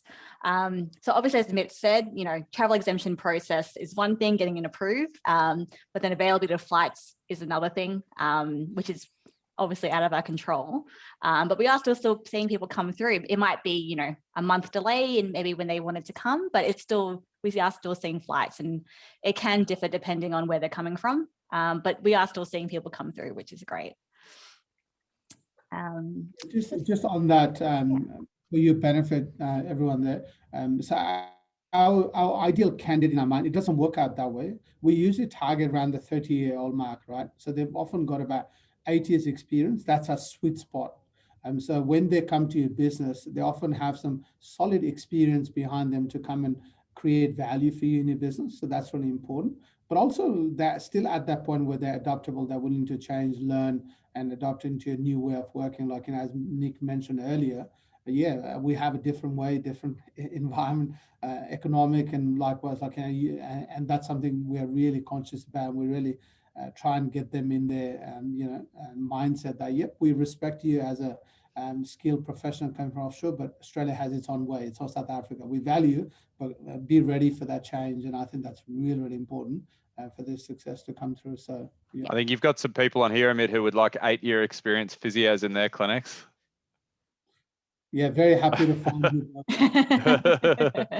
Eight's a real good sweet spot. And for that reason, we're wary of someone with 20 years because they won't change. But I can understand your reasoning. That's good reasoning. Yeah. And also it has a flow-on impact on permanent residency and what have you, the adaptability generally into the society. So it just gets really difficult. I think 30, 32, it's just a really good and they've got energy to come and contribute as well, and from a government point of view as well, it makes total sense. They've done that thinking. We've just sort of also taken our insights, and that's a sweet spot we work with. Yeah. Is that a reason they close off permanent residency? Is it 45? Because we've had some people contact us from, especially South Africa, but pull out of the process because they're 43 and 44, and they believe they won't get here in time to get permanent residency. Is that another factor? Yeah, so generally the cutoff age is 45. There can be exemptions in certain circumstances, but generally that is the cutoff in the age. There are sometimes pathways to get around that if they do meet some of those exemptions. They would have to be of a very high qualification, presumably. Generally quite a high salary, or perhaps there's other permanent visas, such as the global talent visa. If there were quite such talent that's of international record, if you're over 45, you can still get permanent residence that way. But generally 45 is the cutoff. Cool. Yeah. So I guess in terms of just visa processing and what we're seeing through the pandemic, so generally across the department, pre-COVID, processing times were a lot different. And so as a general observation, we have seen quite a lengthening in processing times. So probably before COVID, we were seeing most 482 applications getting finalised between 6 to 8 weeks of lodgement. Now the department is advertising 7 to 9 months generally for people who are applying for a 482 visa. So the department's processing times might look lengthy, but the way they advertise it is that 75% of applications will be finalised within 7 months, and 90% will be finalised within 9 months. So they're trying to cover, they're obviously covering a large variety of applications. They might not be decision ready, they might be overseas and not meet travel exemption requirements. So there's a lot of factors in how they come up with this figure. But what we're generally seeing for physiotherapists, and especially when they get an approved travel exemption, is that we're not seeing those processing times at all. So say, for example, because as I mentioned, we try and make sure we only lodge decision ready applications to make sure that as soon as someone's allocated, it's ready to them to just say yes, approve, and then not have any further delay with requests for further information. So because we are lodging these decision ready applications and then lodging the travel exemption soon after we lodge the visa, what we're seeing is that they're basically in finalised between 1 to 2 months of lodgement, and then sometimes even quicker than that. So it just depends, certain factors about health. But yeah, it's quite a shortening in processing time in comparison to what the general public is experiencing. I think, can I just caveat that? I think Marianne becoming a typical lawyer, cautious. We've had experience in the last month, and we've actually had one application get approved in 1 day. Yes, that's true. Wow. Yeah, that's right. So out of the 70 people that we put in, I think the longest that has taken has been 2 weeks. But I think credit to Marianne, obviously, she's done this a lot longer than I have in that space. But yeah, so from our Allied Health, the turnaround has been really amazing. Yeah. And that's right, Amit. So generally, sometimes the only reason why it might take a month instead of a couple of weeks is if they have a delay with their health examination. So sometimes with COVID, they kind of tend the health examination when they want, things like that. But yeah, generally, even recent experience, some as quick as 2 weeks, 1 day, definitely. So with that, I mean, obviously, it's quite a very, very quick processing times in comparison to the rest of what the other industries are experiencing. And even the travel exemptions are getting finalised generally within 2 to 5 business days after we lodge, which means sometimes, yeah, someone can start the process. I think Amit, you had a recent client who on LinkedIn was talking about how she got here within 2 months. And that's even just from first meeting you and then going through the process and then getting the travel exemption. And, and she was talking about how she's sitting here in quarantine and can't believe she's here 2 months, 3 months after talking to you. So yeah, it is quite great. And especially when you think about all the hurdles we're trying to navigate around travel exemptions, the registration process. It's quite amazing the processing times we're seeing. So we hope that continues. And Marianne, as the world opens up over the next couple of years, vaccination rates increase, do you foresee this process only getting easier? Like, definitely. is this the hardest that it can possibly be right now? I would definitely say, yeah. I mean, there is talk about, obviously we do have the travel bubble with New Zealand, but obviously there's talk about, opening up more travel bubbles between Australia and other countries. Singapore was the other country that we were looking at, the government's been looking at recently. But there's also been this idea of the vaccine passport. So I guess that they were trying to trial. So if you're vaccinated, obviously having more streamlined processes to go through quarantine, and also just being able to travel and not having to deal with this exemption process.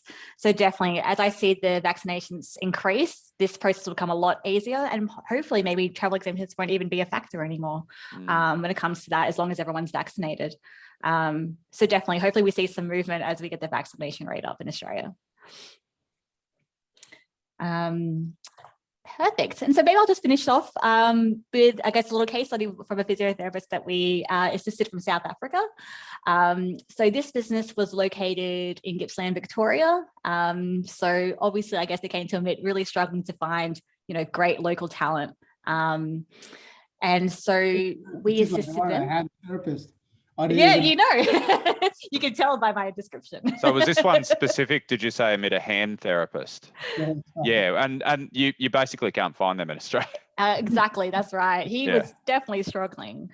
So we assisted them first becoming a standard business sponsor, and also they really, were keen on this candidate in South Africa. So the applicant had his own physiotherapy business in South Africa.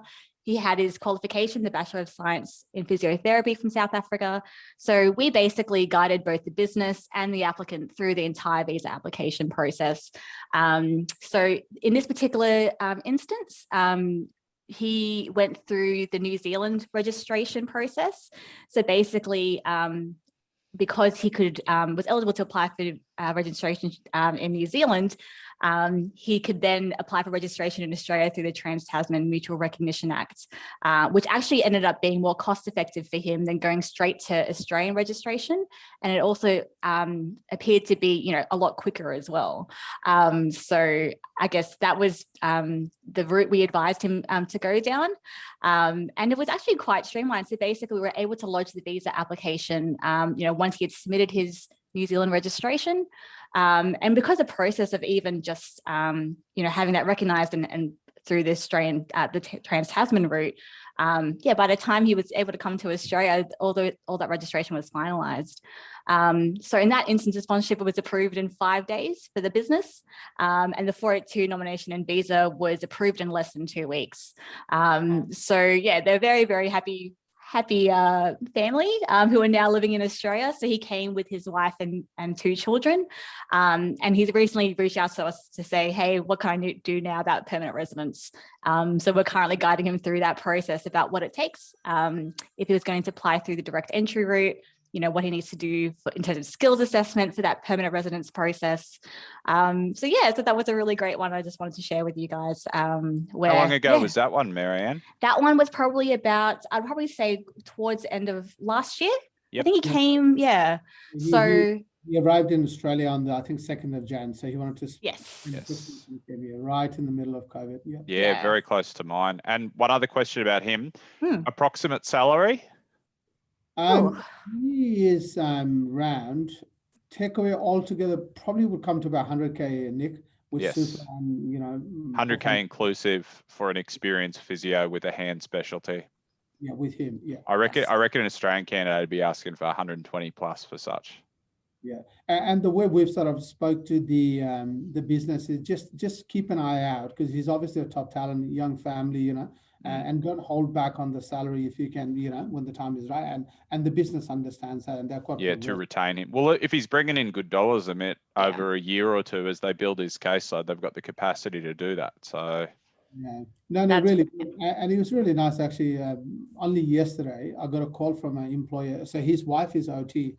And they had a young child, so she was like, yep, I want to find. So she found a job herself in Melbourne, and she's actually referred me a client saying, hey, Amit, can you help me find people like, so that was really nice. Yeah. Nice. I think we'll see a lot more of them. Like, I think, the guys know South Africa's where it's at, and I've got connections there. So. Yeah, look, I think for a lot of your clients, Nick, actually, this is not a bad time, particularly if you are maybe a forward thinking business. Obviously, you would be to be part of a club like this. Is we can actually secure talent from now to end of next year. Okay, what I would really encourage you guys to think about it. Okay, can you plan ahead, because this process can take time, but if you can plan your business, we can actually deliver and help you get them. I think that's the key here. Because a lot of times people want to get a job, but they want to go and sell their car, sell their house, so that time tax. But it's also a good thing for you as a business growing entity. We can really help you support and inject some really top talent now. Yeah.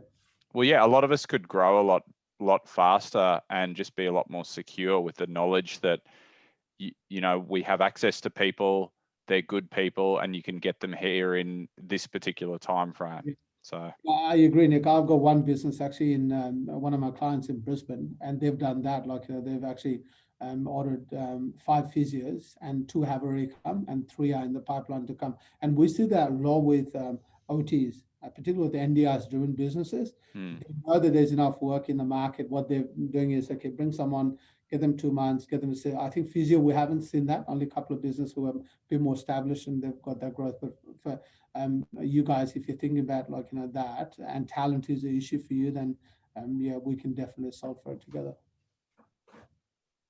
Can I ask a question, guys? Yeah. What if someone brings you their own person? So they've found a person, they've screened them, they know they're good. Can you guys do the rest? Yeah, absolutely. So we have lots of those sort of instances, Nick. Like once we start working with our clients, they advertise and they find it. What we do is a couple of things. We help them with the labor market testing and that requirement. So we charge a nominal administration fee, and obviously immigration side of things, Marianne's team will look after it. From a recruitment, we'll support you through. I've got no problem with that. Perfect. Awesome. Just a quick question, sort of on that. With your fees, is there different tiers of different packages, obviously, but around about what, how much does it cost us as clinic owners to access your services? Yeah, so I'll start with the recruitment fee. So we charge a fixed fee, Lizzie. So we charge 11,500 per placement. So roughly, like, going by the example we shared about the physio, someone on $100,000 package, we charge roughly less than 12%, like, for you. So what we've tried to do is very competitive, with the local hire, what a recruiter would charge you. Yeah. So that's what we charge you. At the fixed fee, sort of about that 11,500, 12,000 for everything. Obviously, there's that immigration fee, which Marianne can talk about, but based on experience, investment you're looking at around the $20,000 mark. Yeah, altogether. Yeah, 20,000.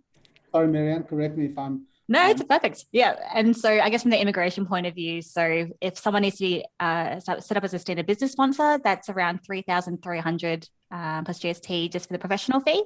The department fee is about 420. And then the nomination and visa per candidate. So we do a fixed fee, a professional fee of 4,500 plus GST for the nomination and visa. 4,150, sorry, for the nomination and visa. And then I guess the department fees will really depend on how long you want to sponsor them for, because the training levy, so there's a training levy associated that's calculated based on two factors. So one is whether the business earns above or below 10 million. And then it's also calculated based on how many years you want to sponsor that candidate for. So often, I guess, when you're trying to recruit and then trying to decide how long you want to sponsor them initially, we could take you through the process of why it could be almost more cost effective to do the 2-year visa first, and then possibly do permanent residency and approach that in the 3rd year, because it works out to be a lot more cost effective than saying doing a 4-year visa first off and then doing permanent residency later, which obviously the visa fees rack up. So the department fees can vary depending on what you'd like for your candidate, how long you'd like them to be here. And also if they have family members. But yeah, those are the professional fees. That we do fixed fees because we want to provide that certainty. So that we'll do everything we can, and do that best job for you within that fixed fee. But of course, if there's any other out of scope situations, such as if they have health or character issues, then we would have to charge separately for that. But for most straightforward cases, yeah, it will just be that fixed fee. So just to talk business strategy, guys, say if you're going to drop, so add it up to 20 grand, you're going to drop 20 grand and you've got one of these experienced physios for 2 years, and you would normally pay an Australian physio a base at market rate and a commission. What I would personally do is for that 2 years, I would only pay the physio the base as long as it meets the market rates, and what you would have paid them in a commission, you're front ending on the costs of bringing them to Australia. So personally, I think that's a really good strategy. But I think Marianne will say this, it's illegal to put, the cost of the sponsorship in their contract, but I would call that personally an in good faith agreement that, are you happy to come over here on this base? Once you've been here 2 years, you'll be eligible for these incentives. Yeah. And then nothing wrong with that in terms of, as long as you're paying the market rate in the beginning, there's nothing wrong with that. And yeah, you're correct. There are certain costs you can't recover from the applicant, such as the sponsorship and nomination fees, but they can pay for their own visa application fees. So that is a factor that, you can decide upfront that they decide to pay their visa application, whether the professional fees or the department fees, because they can add up, but the employer doesn't necessarily have to pay for that. Even if you do decide to pay for that and then it doesn't work out, you can claw back those visa fees, at a later point. It's just those sponsorship and nomination fees that you just can't claw back at any point. And the more that you ask them to pay for, the more skin they've got in the game. Exactly, so that's right. Would you say the better applicants are generally willing to do that? Yeah, we are finding most of our candidates, if not all of them, the visa applicants are paying for their own fees. Yeah. Which makes sense, especially if they have family members and things like that to include. So yeah. Perfect. Well, this was the time for questions anyway. So I guess, does anyone else have any further questions you want us to go through today?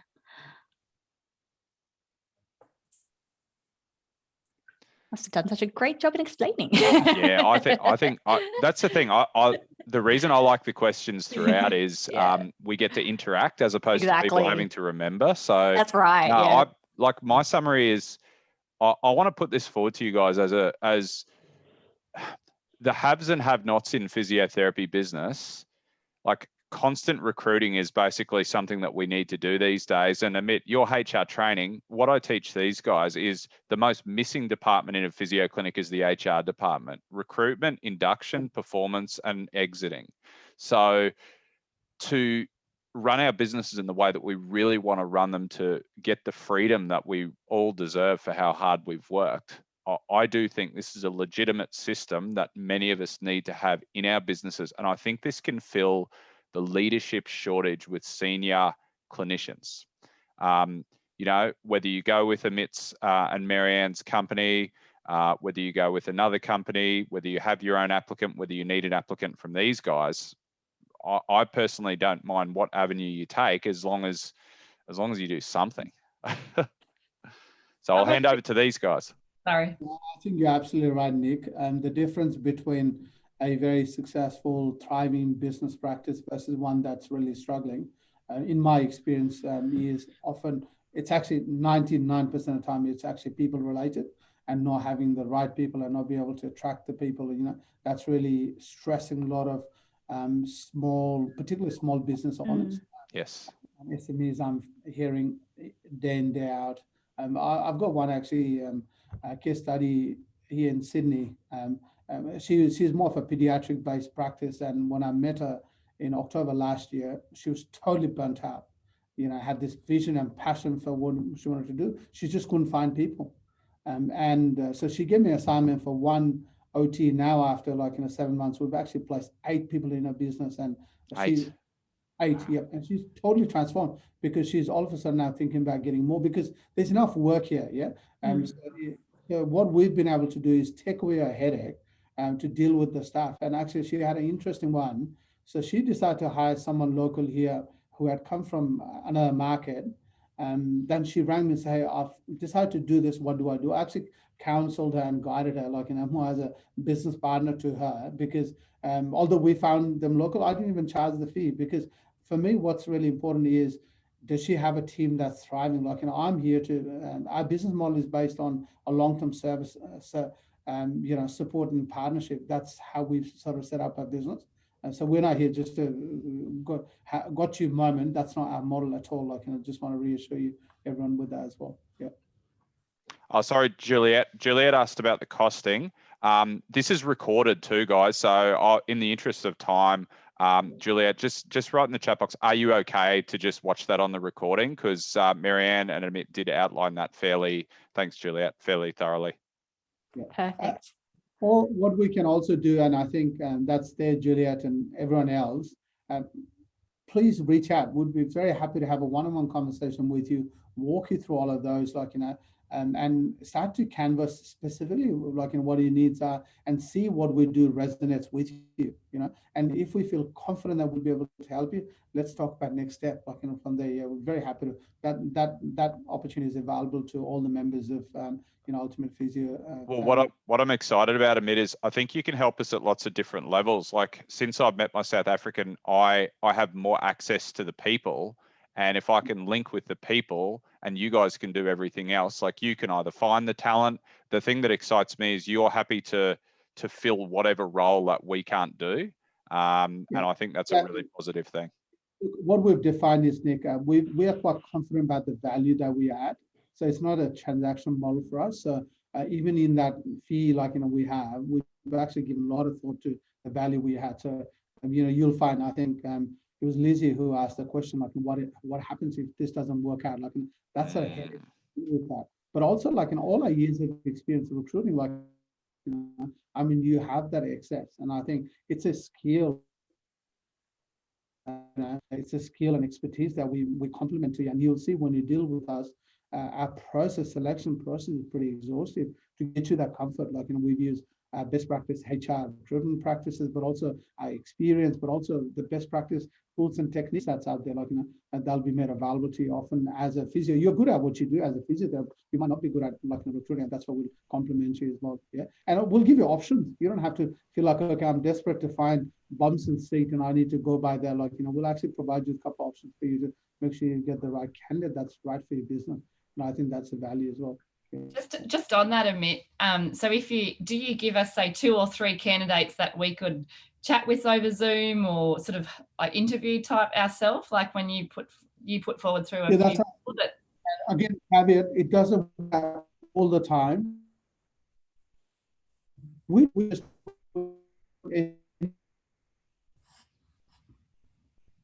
like we'll say into Liz's business. It's a bit of a marketplace. Your internet just went patchy for me, Amit. Did anyone else put your hand up if you had a problem with Amit's internet? Would you mind just repeating the last 30 seconds from when Lizzie asked the question? Can you hear me? Yeah, that's better now. Yeah. What I was saying is, Lizzie, our aim is to provide you with a couple of options, but just don't hold me to it, because it doesn't work out that way, because it's also a demand-driven sector. But what I can assure you is we will not put you a candidate forward for you if we are not 100% sure like they're right for you. Okay, so that's something I commit to you. In terms of number, it depends. Ideally, if we can present you with 2, 3 to make a choice for you, that's ideal, right? But it doesn't work out that way as well. So that's part of your screening process. Yeah, that's right. So what I'm trying to give you a little bit of confidence is, hey, we've got a pretty exhaustive process. And this is something you'll find out when you actually use us, Lizzie. Yeah. And something for you to be aware of is as well, I don't charge you fees until you've actually job offered someone and someone's accepted the offer. At that point, I'll charge you 30%, and 70% we charge you once they actually arrive and they're in Australia. Yeah. So 70%. So from that point of view, if you've got vacancy going on, I think try it and see how you go. Yeah. And so, yeah, I definitely urge all of you, even if you're not going to do this straight away, this is something I can see almost all of us doing over the next 5 years, especially as your clinic becomes more diverse. Because Amit's just used the example of hand therapists and OTs. I think the more specialized your needs, the higher value this service is. So yeah, I would definitely encourage you to take up the free consultation with Amit and Marianne and the experts that they have at the Global Talent Agency and the Migration Agency. So any final thoughts or comments or questions? And from you, Marianne and Amit? Yeah, look, the other thing from my point of view, Nick, is because of the immigration rules, we don't deal with candidates with less than 3 years experience. I know the immigration strict is 2 years, but I don't like to deal with them unless they've got 3 years experience, because there's enough graduates here.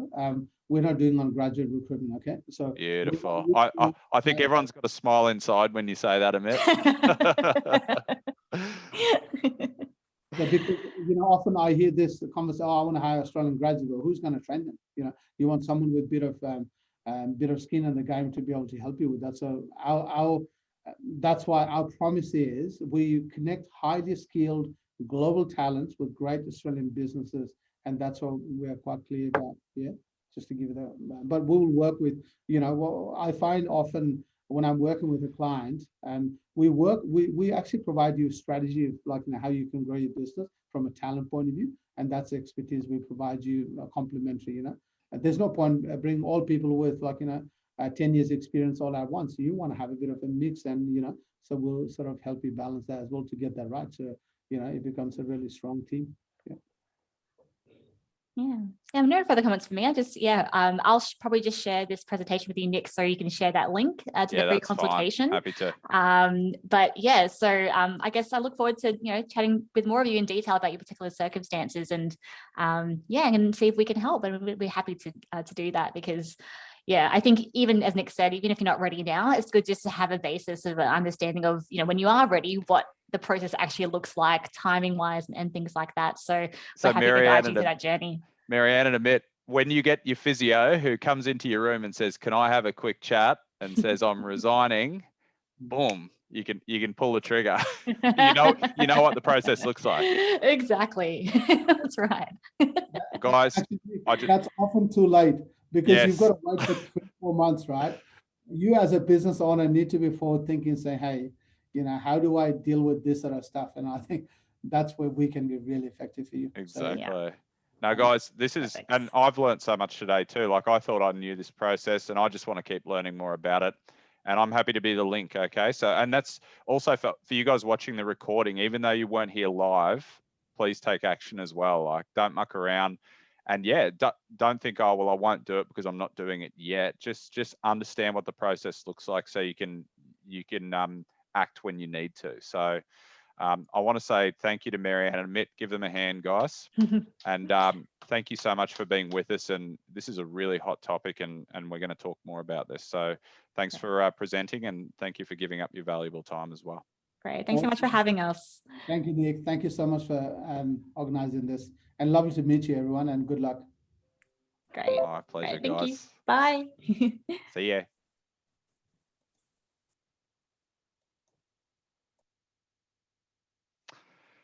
So yeah, unmute, guys. What did you think?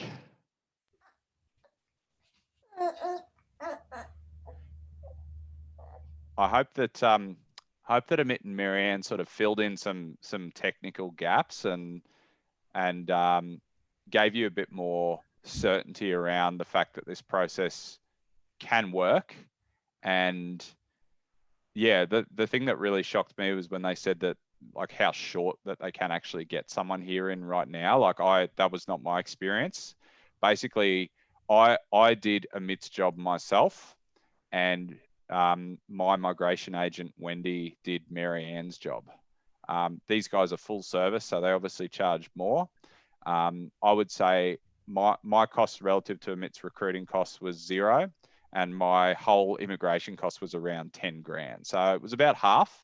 Obviously, what you pay for with those guys is you pay for speed, you'll pay for a higher number of candidates, and the guarantee. So I reckon their service is really helpful if you're looking for, like, say in your business, Juliet, if you want to go diverse with NDIS, if you want an OT and you can't find one locally, if you want a speech pathologist or something like that, it depends.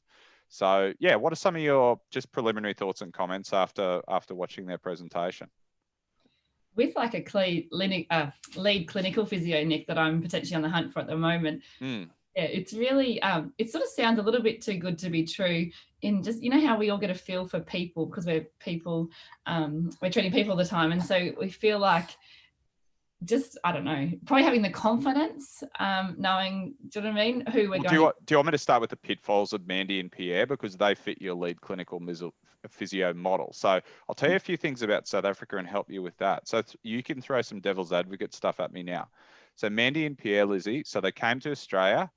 They're excellent physios. And what that means is a patient will go into their room and come out. And so the patients used to say at our clinic, that physio was really lovely. I had a good consultation. Now what they say is, I've never learnt so much when they see a physio. So Lizzie, it'd be the same as when someone sees Matt or Jed or yourself, you know, the highest level of knowledge.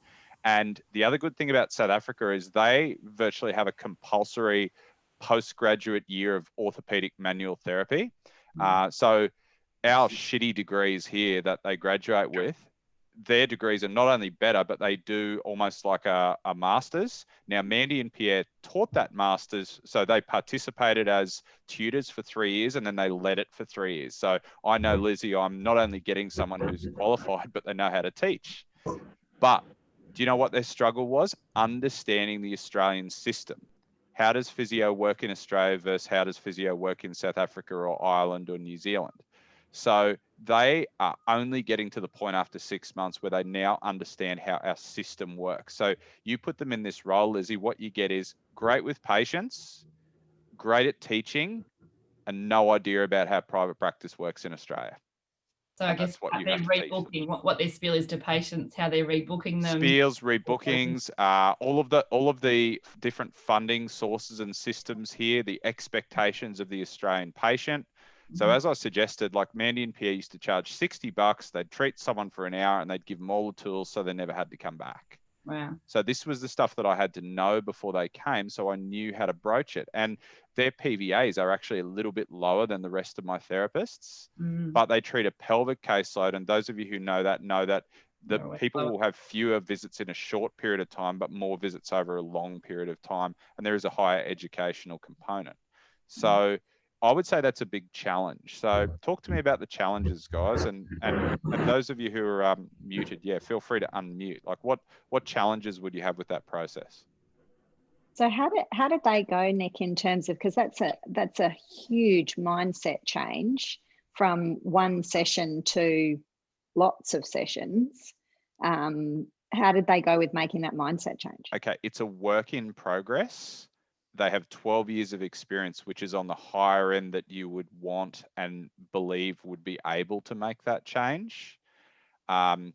But they're mature and they know that there's a link between feeding their family and making that change, Juliet. So guess what I've been able to do with Mandy and Pierre? I've been able to have pretty honest, brutal conversations with them that you can't have with your little 23-year-old pedals, Juliet.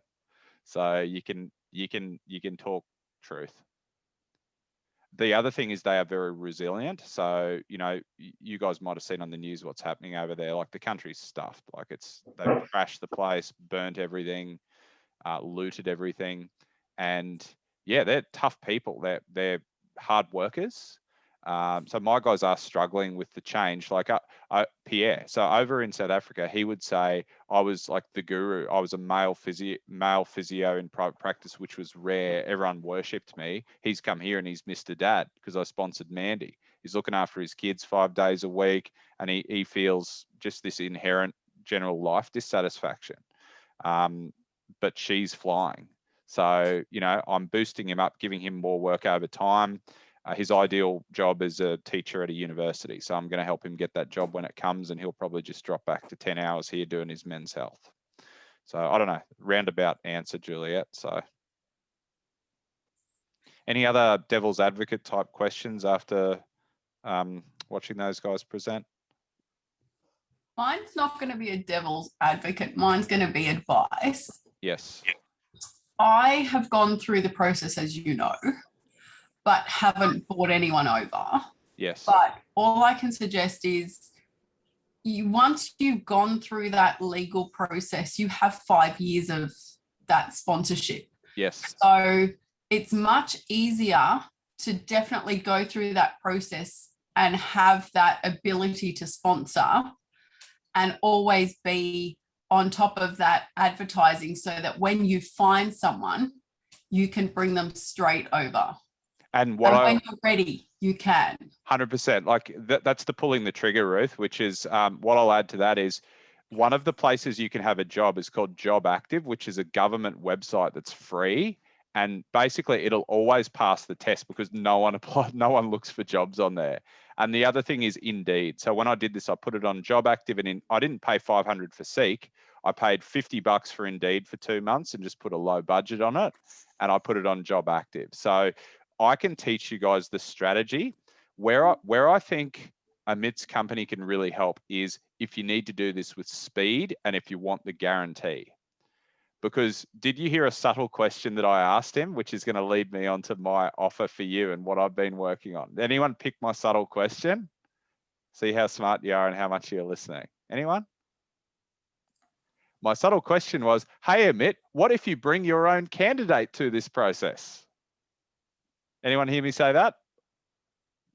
Okay. I'm going to do the big reveal, guys. This is what I've been working on.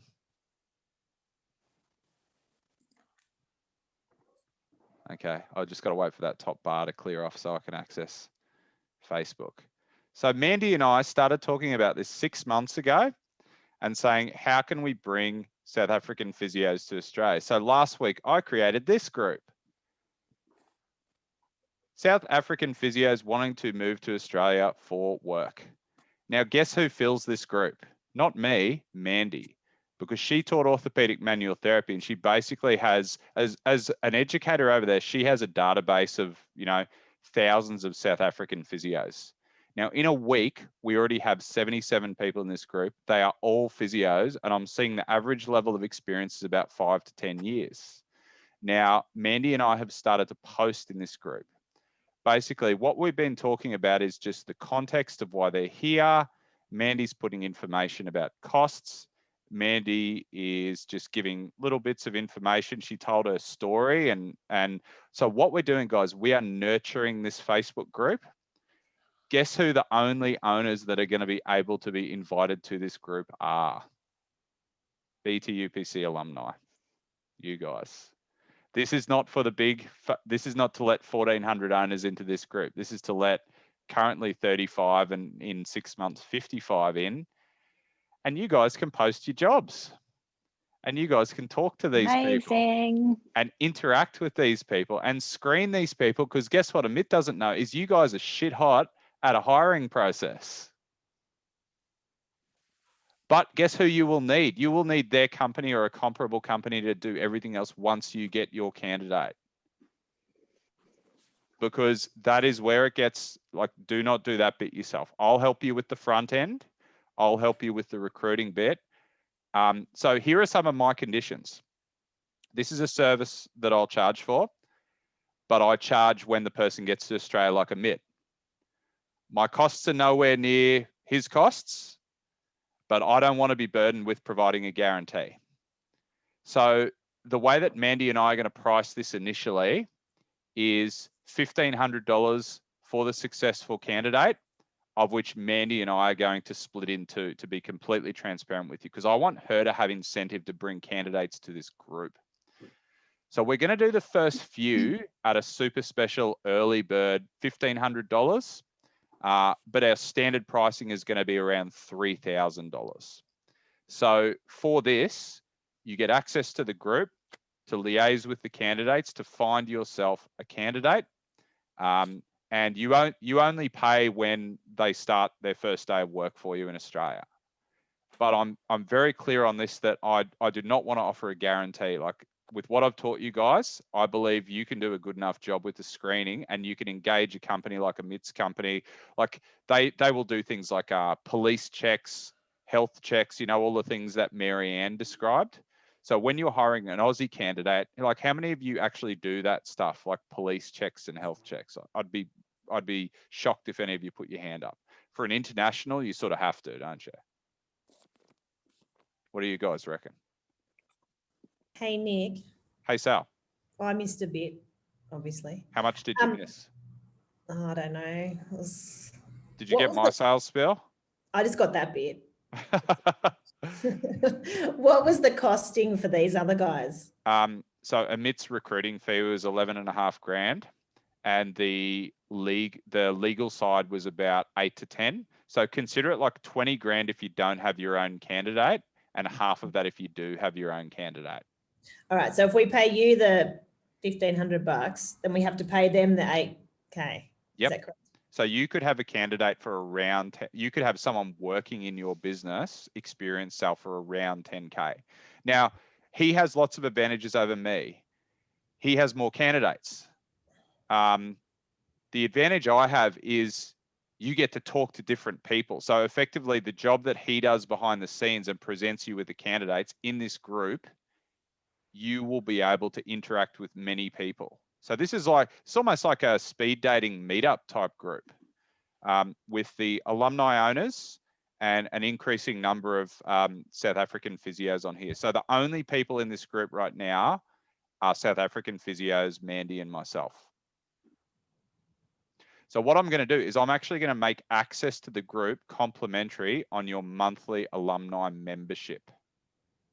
So BTUPC 3, guys, I haven't activated that yet, but that'll be activated in August should you choose to participate. So as well as you know, support from me, calls with me, goal setting, you'll get access to this group. So the actual access to the group will be free with your membership. And it's only when you actually hire someone from this group. I'm actually going to work on an honors system.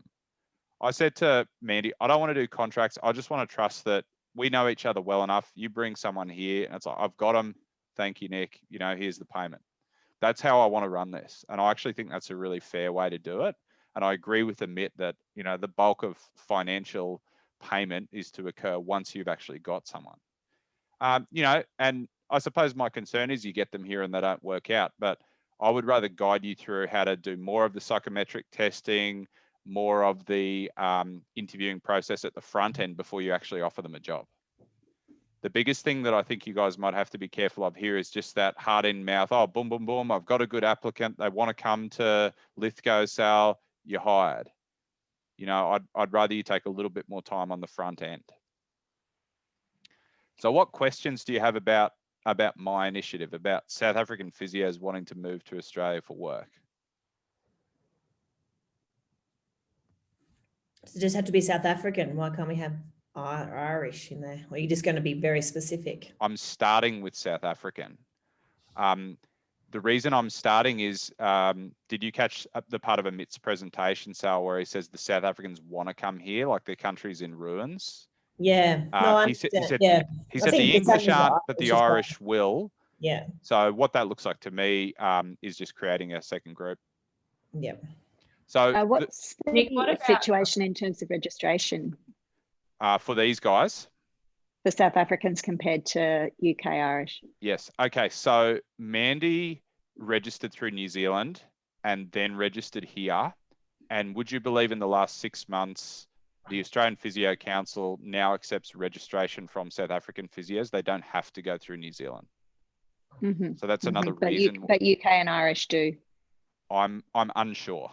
So they come in as a limited reg, or they come in as fully registered? Fully registered, 482 visa sponsored, fully ARPA registered, no limited registration. Someone else asked a question at the same time as Juliet, and I can't see you on my screen. Yeah, Nick, I was just thinking, probably just when we're all on there and probably talking to a few different physios, we're all probably talking to the same ones. Yep. Probably need a system to sort of, I mean, we can all talk to them, but once we get to a point to sort of identify who's talking to who, or who's offering, will they barter us off against each other? That's a really good point. Haven't thought of that. We'll think of that. Do you know what I've found in this process so far, Lizzie, that might give you some assurance? Yeah. So what I think could avoid that is I will allow you guys to, so that's a jobs group. You're allowed to post jobs. I don't want you guys to go fishing in this group. I want you to post genuine jobs so we don't muck these people around. So Sally, if you want to hire someone right now, you put a job ad in right now. Yeah. Lizzie, if you want to hire someone right now, you put a job ad in. Like, what I won't allow is just false job offers. Yeah. Because yeah, we want to keep this genuine. And what I've found so far with these people, Lizzie, they have a strong predisposition to where they want to live. Yeah. That's a really, really, really big thing. So what they generally want is, tell me about the practice. So like the type of clients the practice sees and the practice's focus, and the location. So the thing is, like, you put a job ad in there, Lizzie, they will research Toowoomba. Yeah. They like going to places where they have friends or family. For instance, I have already been contacted by someone through Mandy. The first contact I got was someone saying, I'm in rural West Australia. So someone in this group, they're a South African physio, but they're in Kalgoorlie. And they said, can you find me an owner in Perth? And I got my second contact this morning, which was a physio saying, I'm in South Africa and I have family in Albury. Yeah. So I believe, Lizzie, these people they're not silly enough to just say, I want to be anywhere. Yeah. They've actually done a fair bit of research on us and they have a preference. So you know, Lizzie, that Toowoomba is 800 meters elevation and it's cold in winter. Yeah. So, you know, when you put your job out there, you want someone, you'll probably get applicants, and I don't want to be too presumptuous. Durban is an East Coast city. Redcliffe is an East Coast city. I reckon you're more likely to get applicants from, say, Pretoria or Johannesburg, like away from the coast, higher elevation. These people seem to like places that are similar to where they live in terms of climate. Yeah, right. And not always, but this is just, yeah, this is definitely something that Things to include that in we've your spoken about. Yeah. Cool. Ta. Does that help, Lizzie? Like, I know that this is. It'd just be good to have a system in place that we sort of say, or talk to you, Nick, I'm talking to X and Y, and I'm going to offer such and such a job. I just don't want them to then go to Sally or Al or Alex. Exactly. And say, I'm coming to Australia. Can you give me so more? what we could do, Liz, my brain tells me to just bring that information back to the alumni group. So integrate your activity in this group with your alumni group. It's like, Lizzie, you put your job in there, and you could post in BTUPC Alumni and say, okay, in the South African group, I'm talking to X and Y.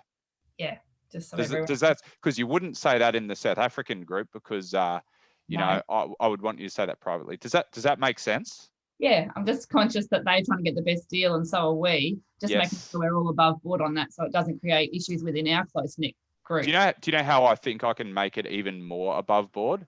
So that group's only a week old and there's already 77 people in there. It's not one-on-one. So like my goal will be to get 500 odd people in there and there's only going to be 50 alumni. Yeah. So I think numbers will do that. And I think us setting some boundaries and rules, I think me not pricing it at a recruiter's price. Like if you use a recruiter in Australia, it's about 10K. That's why I want to price it low because and part of the onus is on me to just bring the people to this group and part of the onus is on you guys to make the right hire. Yeah. And another question, like, who thinks this is the way of the future? Like international recruiting to solve your experience and skills gaps. Yeah. Imagine a team where you've got you, 2 experienced physios and 4 grads. How would that feel? Stable. Yeah. And the other thing about these people, Amit was right when he says they want to commit. Like these guys aren't job hoppers like Aussies and they can't job hop for 2 years. And you could do a 4-year visa if you really, like Sal, if you wanted to super de-risk someone leaving Lithgow, you could do a 4-year 482. I know, but don't you feel like if they're really unhappy and it's just miserable, they're stuck, they feel stuck, that would be a problem? Which is why you want, okay, so Ruth could contribute to this because, are you Zimbabwean, Ruth? Yeah, I'm Zimbabwean. You talk about the farm, like Sal's in a farming area. So many of them are farmers, aren't they? Oh, totally. And they want rural. Like as many of us, like I've got 4 in the pipeline that only one of them will come to me because I'm in Sydney and we're southwest Sydney. We're nowhere near the centre of Sydney, but they don't want to be in Sydney. One wants mountain biking. One wants, yeah. So they're very, very specific about the area they want. And 9 times out of 10, if you're looking at South Africa, they are going to go more rural than they will city. I'm sorry for all the city people, but then you'll get some that will not in a city. We'll want city. Yeah, we'll want in a city just for a change. But for the practitioners out there, and I don't know a lot of the owners in the alumni yet, if you are rural based, this is the way to go. Definitely. Yeah, don't count it out. Yeah, and just don't think they don't want to come. They will, like, you've got such a draw card there, Sally, with Lithgow, because you're so close to the mountains. You've got, they can get land there. The cost of living will be cheaper. It will definitely be a draw card. And don't worry about having to convert them to PR quickly. I did that because they've got the 2 young kids, and I could spot that their problem was affordability because they're paying almost $1,000 a week in childcare. So my decision to convert them to permanent resident drops that bill from $1,000 to $450. So it was to give them an extra $500 after tax a week. You don't have to do that. You can sign them up for 3 or 4 years, so. Yeah, I think also, like, I've traveled to South Africa and Zimbabwe and places, especially South Africa. There's lots of areas that look very similar to Australia. So I think it feels similar. And also maybe the city thing is right, Ruth, because they don't like city because there's all these people who get carjacked or whatever's going on. So they want out of town where it's the younger ones. So don't discount yourself, Rob, in St Kilda. Like the younger ones will want the lifestyle, and the ones with families will probably want the more outer suburban and rural. And same with you, Juliet. Like there'll be ones for you. Like, just don't make any presumptions or assumptions with this process. It's not they will want, they won't want. Have the damn conversation. You know, if you want to hire, put your job ad up. So and when you talk to them, when they want your area, that's when you'll be able to hone in on those specific people. And if they don't, like if you're talking to someone and you've got a specific area, they will know someone in the group that wants your area that they will direct to you. And that's critical. Like what Ruth just said, my first leading question to them is, where do you want to be? So, and I don't try and talk them out of where they want to be. So it's like, if they want Cairns, I'm not going to try and talk them into Darwin. And I try and find them Cairns. And like, if you absolutely couldn't find a contact, then maybe yes, but let's try and find someone that loves Cairns first. And Rob just asked you, Ruth, what was the cost and time of setting up as a business that can sponsor? So confused. We've set up just the beginning bit. So we're a sponsored employer, and it was about that $4,000 mark. Yeah. Yeah. And then obviously if we bring someone in, we have to pay the fees, the $420, whether we go, we've been told to do the 2-year and then in the 3rd year offer. Yep. That's the more cheaper way to go for us. And then it's basically the training. So you've just got to pay, it's about 12, it's a specific amount each year that goes into a fund to cover the cost of training an Aussie physio, that you just don't have a choice in paying, but you don't pay that. Yeah, I can't remember what that's called, but yeah, I would say you need to budget 5 to 10K. 10, yeah. Yep. We were told to budget 10, and Yes. we've outlaid about 4 of that so far. So it's about 6 to go. How long did it take to get to where you are? Took us the 3-month mark, but that's because we didn't have the right ads in place. I was still, Yep. It's the labour market testing. Took me a month of talking to Wendy and becoming like trusting that process. So Ruth, you've worked with Wendy Bellum, haven't you? Yeah, so what I intended, so Wendy Bellum's the lady I use for Mandy. She's across the road from me here in Scarborough. So Ruth and I have worked with her. A couple of my clients have worked with Amit. So what we want to do is give you guys the options for who you use through this process. Like, it's not just you must work with Wendy, you must work with Amit. I want to give you some flexibility with respect to your migration agent, or you can work with your own migration agent if you know one, if they're across the road from you, if they're a family member. But they do make it so simple. Yeah, like this company that just spoke to us, she sounds lovely. Wendy was lovely. Like, I highly suggest just going to someone that has done the process, that knows it, because they just tick all the boxes for you. Well, how bad would it be, Ruth, to get halfway through it and stuff it up at that labour market stage? Like, I like to think I'm reasonably intelligent, but like the process made my head spin in terms of the government requirements. So that was where I just like, no, I won't. I'll just do what you tell me. Yeah.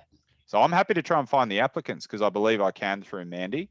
The other thing about Mandy is she knows a lot of them. So and people who've been through this have been through their orthopedic manual therapy. So there is a certain level of quality. Sal said, why not Irish? Because I don't understand the Irish system yet, or the private practice quality. There could be more variance. Anyone who works in private practice in South Africa, it's seen as like the highest profession there, the highest level of physio. So they have to have done this orthopedic manual therapy, or they're virtually unemployable. And it gets tested. It's not just like a PD course. They actually get examined. Sorry, Rob. I might have missed, where did Amit say they also pull from? South Africa, Ireland, England, New Zealand. No, he didn't say New Zealand. The Philippines, India. Is there another country? I know that there's been some from Canada, but those countries, Rob. So they're riding the South African wave like I am, and I would say Ireland would be the second one. And Philippine, India, you know, their physios aren't as well qualified, so maybe they're filling a lot of aged care roles with those physios. I see that being the case. Just back to a registration question. Yes. If they have full registration in South Africa, does that mean they don't have to do the APC exams or anything like that? They can just come across and they're unrestricted, ongoing, or what's the go with that? Okay, so this is where, Ian, the Australian government, so they used to have to register with New Zealand, and New Zealand and Australia had a reciprocal agreement. Yeah. But I believe that's gone now as of about April, May, so they can register directly with Australia for unrestricted. But when they apply for permanent residency, they then have to go through other tests. I'm not 100% sure what. The reality is you go through this process and you will not get a limited registration physio. Okay. I believe there are some assessment processes they have to go through as part of the process, which is why you need to use a migration agent, Ian, because I can't tell you what they are. Okay. But is this exciting to any of you guys? It's Yeah. pretty exciting to me. Filling Yeah. experience gaps. And with the group, Nick, is that something where you just add us to the group then over this next little period of time? Yes. Yeah. What I'll do is I want as many people in the alumni to watch this video as possible, because I'd rather add you guys as a group. And also, you know, because the alumni is a financial commitment, I need to see who's in and who's out from BTUPC 3, because I haven't given those guys the option yet. So I need to do that first. So I would say I'll be adding you guys over the next couple of weeks, Ian, but not today and not tomorrow. Yeah. Okay. And obviously I will continue to grow the group and continue to nurture the group as well. So again, this is so experimental. I don't know that this is going to work, but you guys know that I would rather, I know the problem. I know the problem is not enough experienced physios in Australia. And I know there's a lot of people in that country who are good, who want to get out. So I might as well give it a crack. Yeah. And yeah, the good thing is I've got someone in my practice who is helping. So I've effectively got a business partner in Mandy.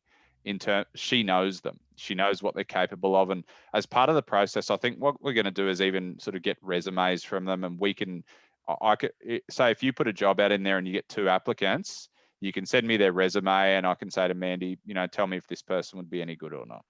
So that's part of the, as opposed to amidst full service, I can give you some local knowledge type service, and I can ask Mandy, you know, that's part of her role, and what she gets paid for is bringing the candidates and helping the screening once you get their resumes. Does that sound like a good service? So Nick, you're not going to let them put their resumes up on the group? I don't think so. Like I think what I would rather is, well, it's a jobs group. I'd rather you share your job and you'll get applicants. Yeah. You know, as part of the application process, you get a resume or resumes, and we will help you screen them. Yeah, and you just assume that they're going to be checking the group regularly if they're looking for a job. Yeah, well, exactly. Well, the ones that will be checking the group most often will be the ones that are most proactive, won't they? I believe so. It tends to be how it's worked in the past with groups. But yeah, let's. We're on the absolute pointy end of this. I actually think the APC and the APA are going to try and make this process easier over the next few years. If I was the Prime Minister, my post-COVID recovery strategy would be 1 million of the world's most skilled people and bring them to Australia. So I think that some of the, but because I was reading an article last week about Australia's negative population growth and what COVID's done in terms of migration. And, you know, the government's always concerned with growth and productivity. So I think they're going to make some rules to allow skilled migrants to come into Australia over the next 5 years in the wake of COVID, because no one's been able to in the last 2 years. So yeah, that's where it's all at, guys. So any final questions before we move on to do the goal setting together? So who reckons they might take up either Amit or me, or just this is a process that you're genuinely interested in? Later, though. Yeah, exactly. It doesn't have to be now.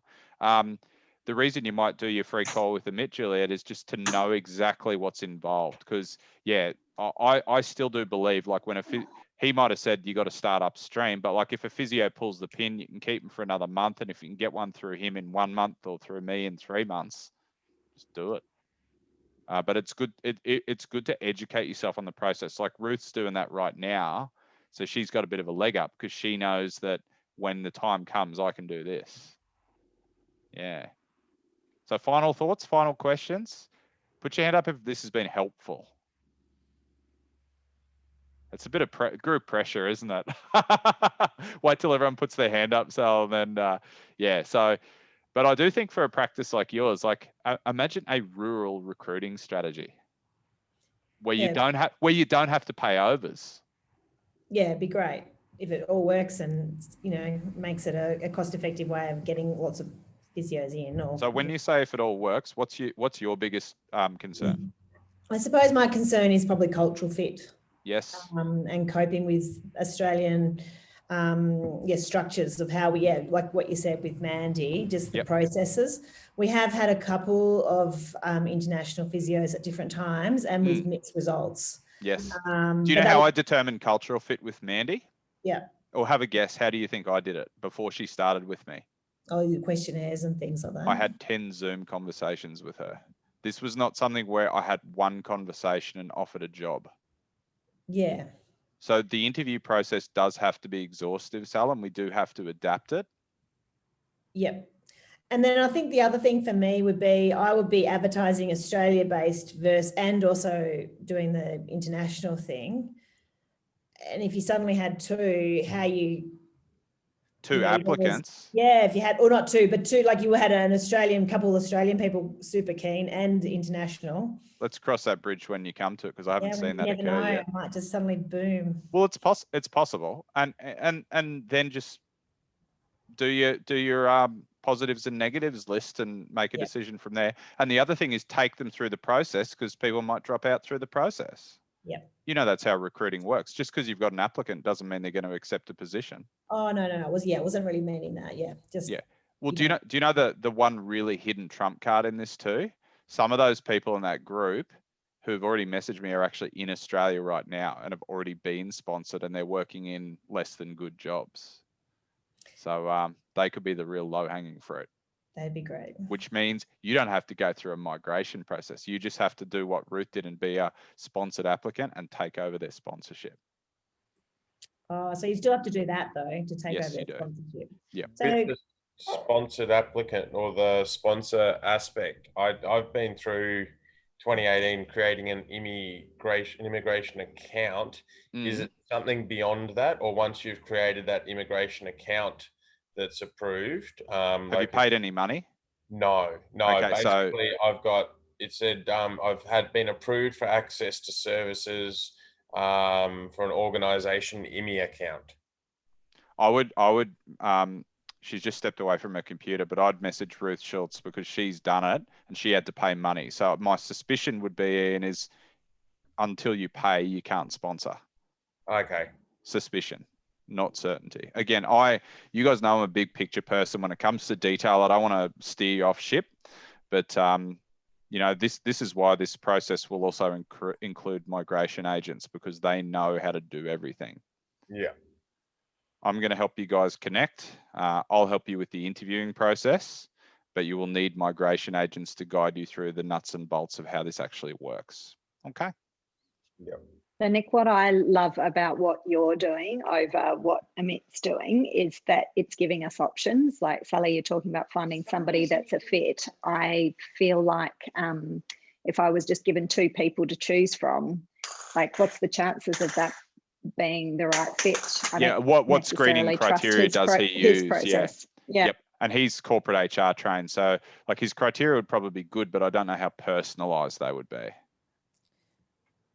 Yeah, well, we went through a similar thing with a trainee and used a traineeship company who found you your trainee admin.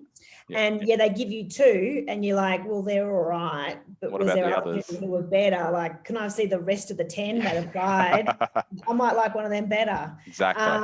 And so they only give you that too, and you're like, oh, it was actually a really frustrating process. Yeah, you would have liked the others. Been there and like, oh. Yeah, imagine if you got a list of all of them and you had some screening tool. So yeah, like, and this is pure experimental, guys, but I just want to experiment with you guys and them at the pointy end. And like my strong desire would be to get, say, 2 or 3 hires over the next 6 to 9 months from this group. And it will get easier after COVID, won't it? There's no doubt about that. Like, they can't get planes at the minute, and the government's been a pain in the ass with this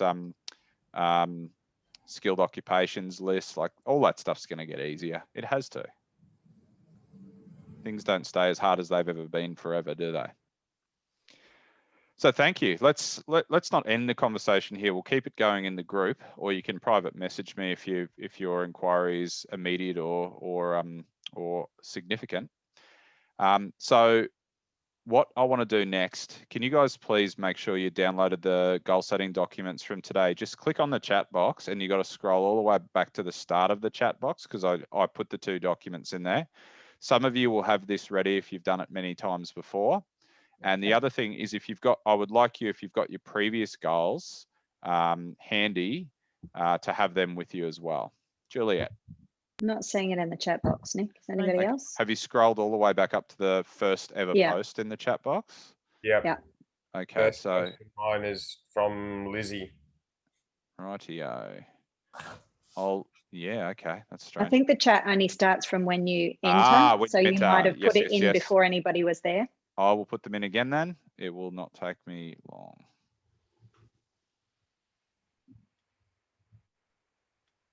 Okay.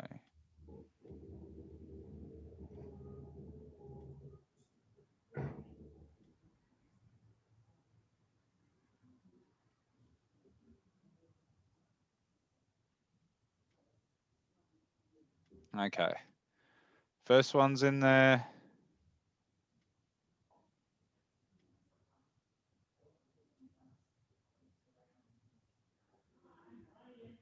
Second one is in there. Okay, so the first thing I'm going to get you to do, the 3-month goal setting, that's an editable PDF. So can you please download these 2? Because the first thing we do in our normal goal setting is looking back over the 90 days, it's what did you achieve and what didn't you achieve. So I'm going to give you 5 minutes now to download that, print it out if you want to print it out, save it as if you want to do that, and fill it out.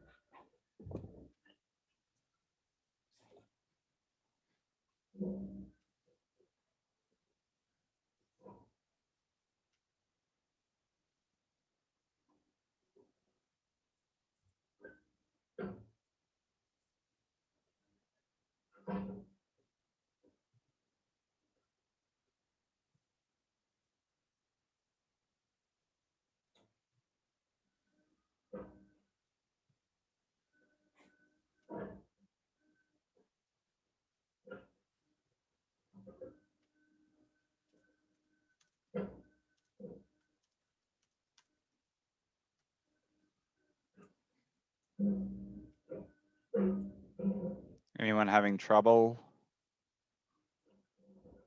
Thank you. Very good. And because we've only got the 6 of us left, we'll be able to do everything individually, which will be nice.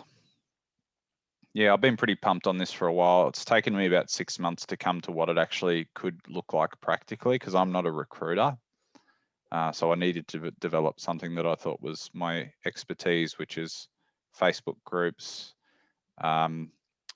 utilising Mandy's expertise, connecting people. Hey, Fergus. He's getting a big fella, isn't he, Lizzie? How's he travelling? He's good. He's growing. He's going good. I'll have to go change him in a minute, but So you're gonna do the extra 6 months off, you reckon? Yes, as long as I can pull off another lead physio, Nick. Let's just get you the senior. Well, you got two options. You got the hospital guy and you got the guy in Rocky, so that's a bloody good start. Oh, absolutely. I'm very excited that I got a reply yesterday from the hospital physio who I've worked with previously. So yeah, I'm really pumped for this weekend. We're going to meet up. Nice. Yeah, let me know how you go. Don't discount the other guy too, because my only concern about the hospital guy is he might ask for the world. Hello, Trisha. Hi. How are you? I'm okay. Who thinks Trisha's new premises looks absolutely spectacular? My God, it is so good.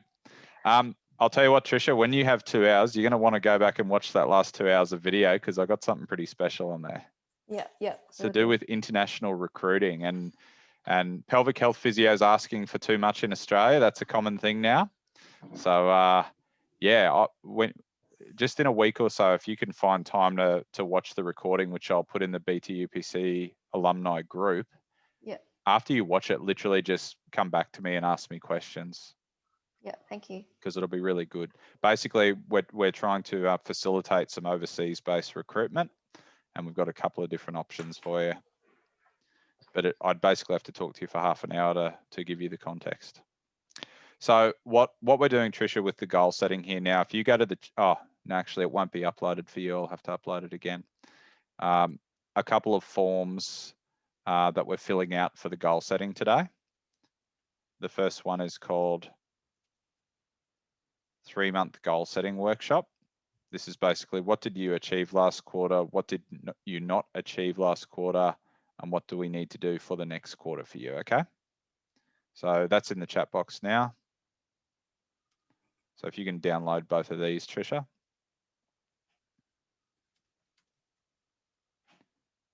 And the PDF is the one we're completing right now, okay?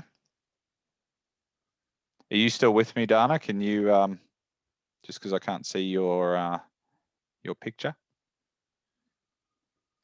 So put your hand up if you finish here. What did you achieve? What didn't you achieve?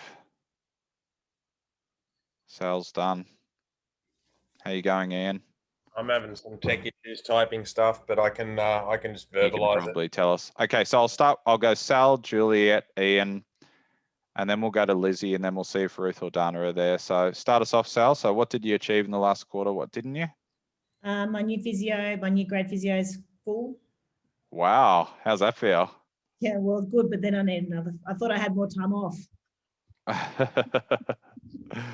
Oh, no. So yeah, well done. Sal's got some fairly well documented recruiting issues from the past, but we're going places. And my transition of the EPs, as I said before, over from a new EP and a subcontractor of a contractor. Just complicated.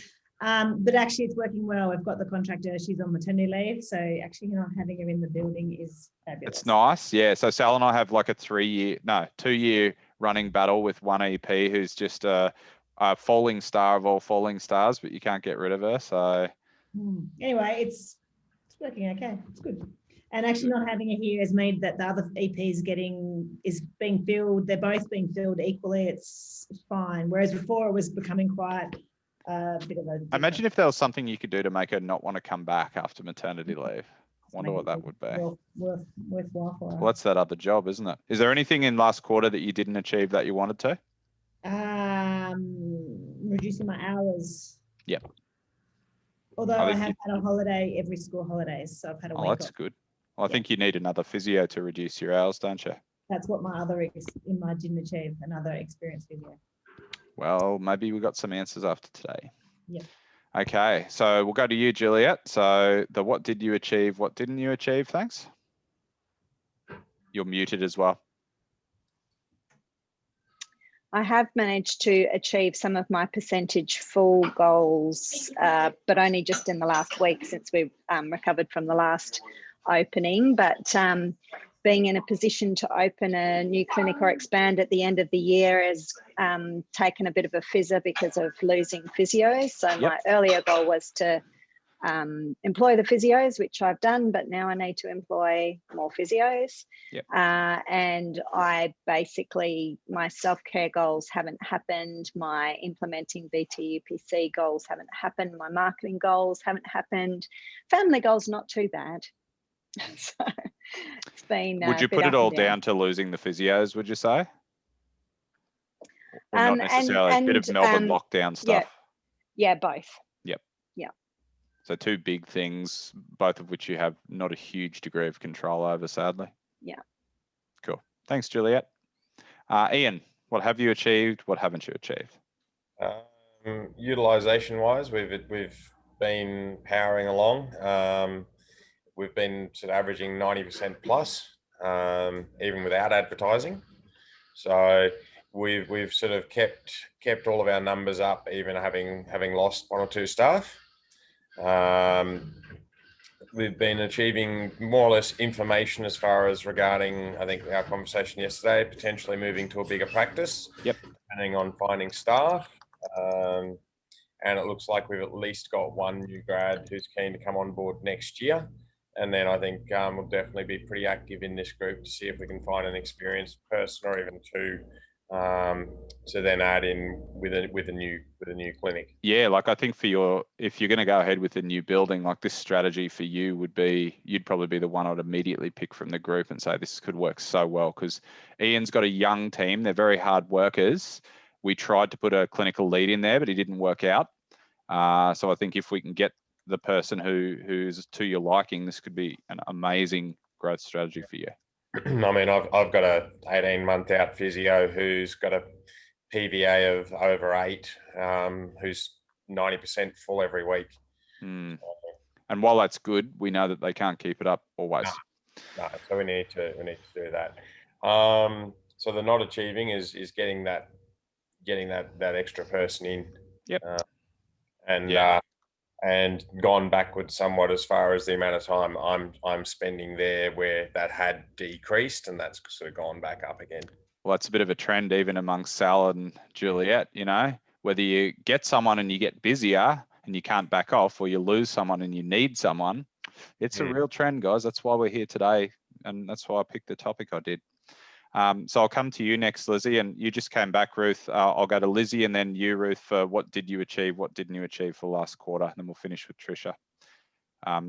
If Dana, if you can hear me, feel free to turn your screen on and we'll go you after Trisha. So Lizzie, what did you achieve? What didn't you achieve last quarter? So guys, Lizzie's been technically on maternity leave the last 6 months.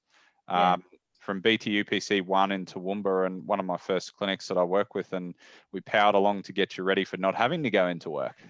That's right. Now you're thinking of extending it 6 months, which is amazing. Yeah, I originally thought, no, I have to go back after 6 months like my previous children, but I've just made the call to try and extend another 6 months. But then my lead clinical physio last weekend decided to tell me he was finishing up in 6 weeks. So I'm really nervous right now, wondering, can I pull this off and can I have another 6 months, or do I need to head back in?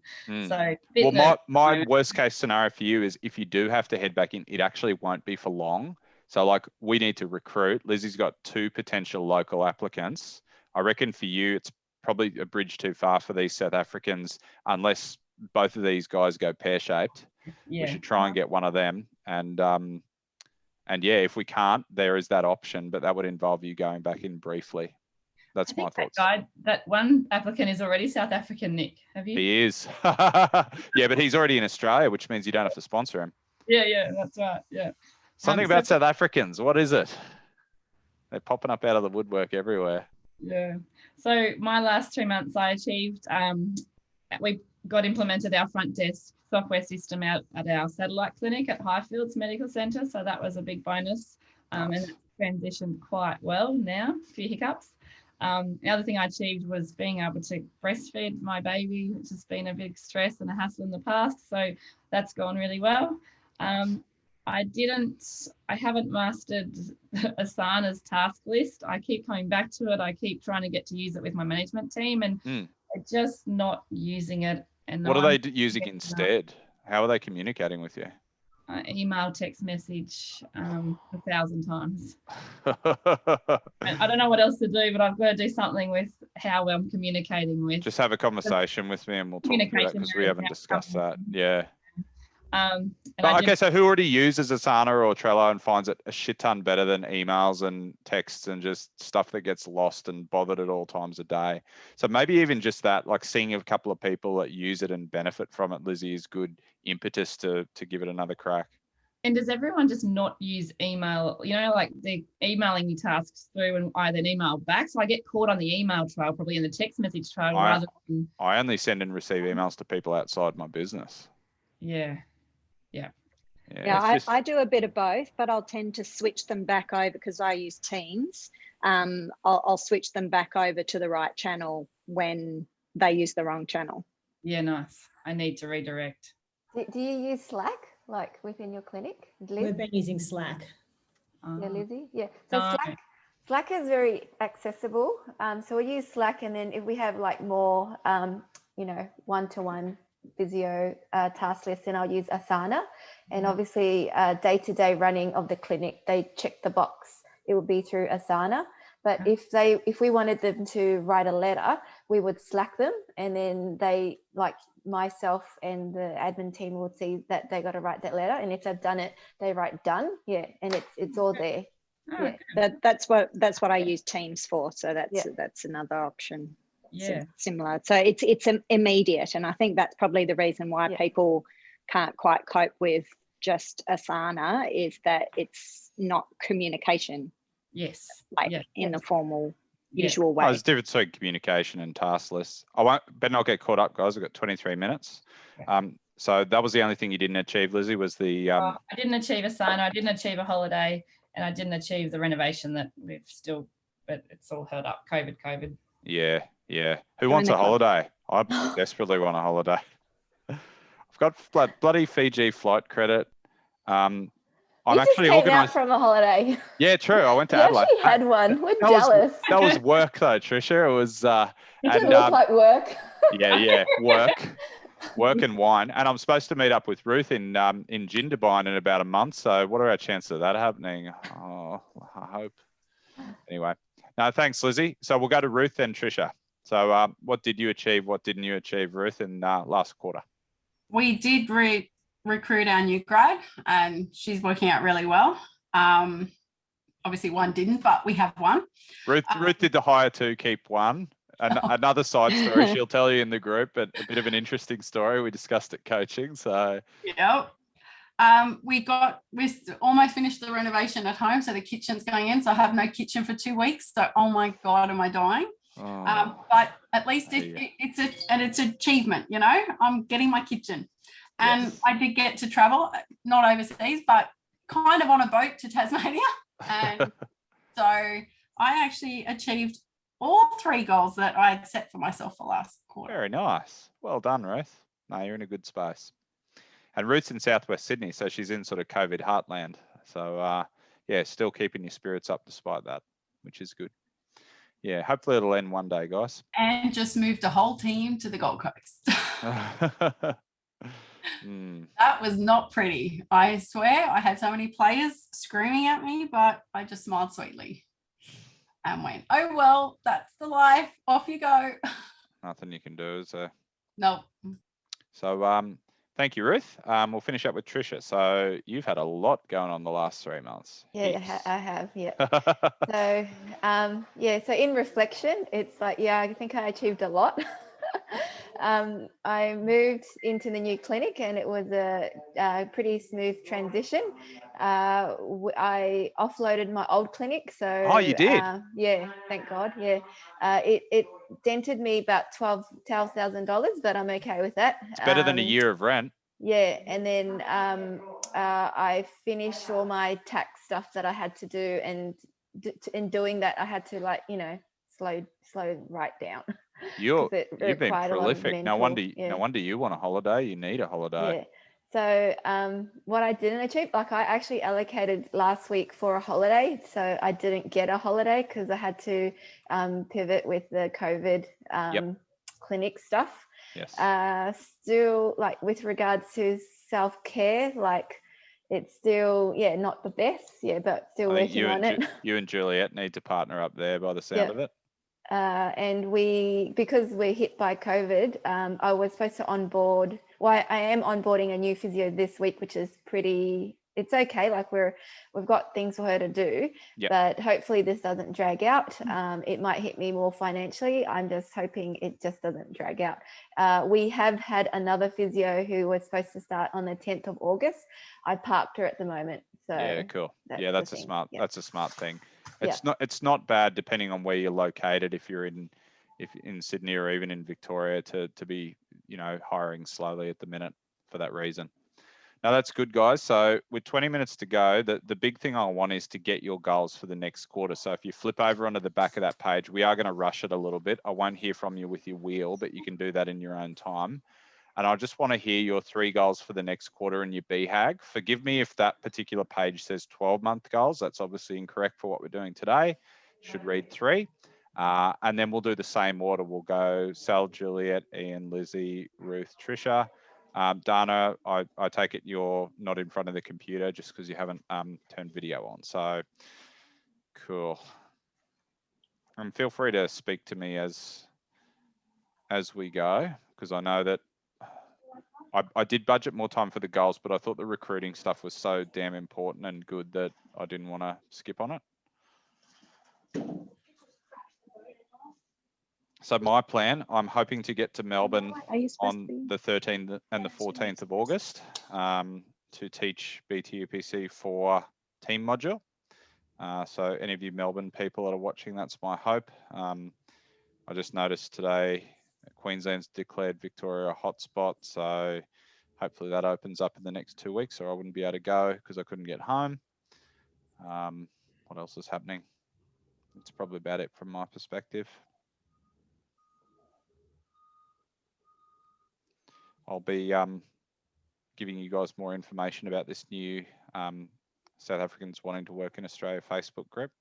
So the big reveal today, Trisha, from me was I've started a Facebook group for South African physios wanting to work in Australia, and there's about 77 physios in there. And I'm going to give you guys access to that. Only the Ultimate Physio alumni as part of your monthly alumni membership, and then you're going to be able to post jobs in there and start to recruit South African physios.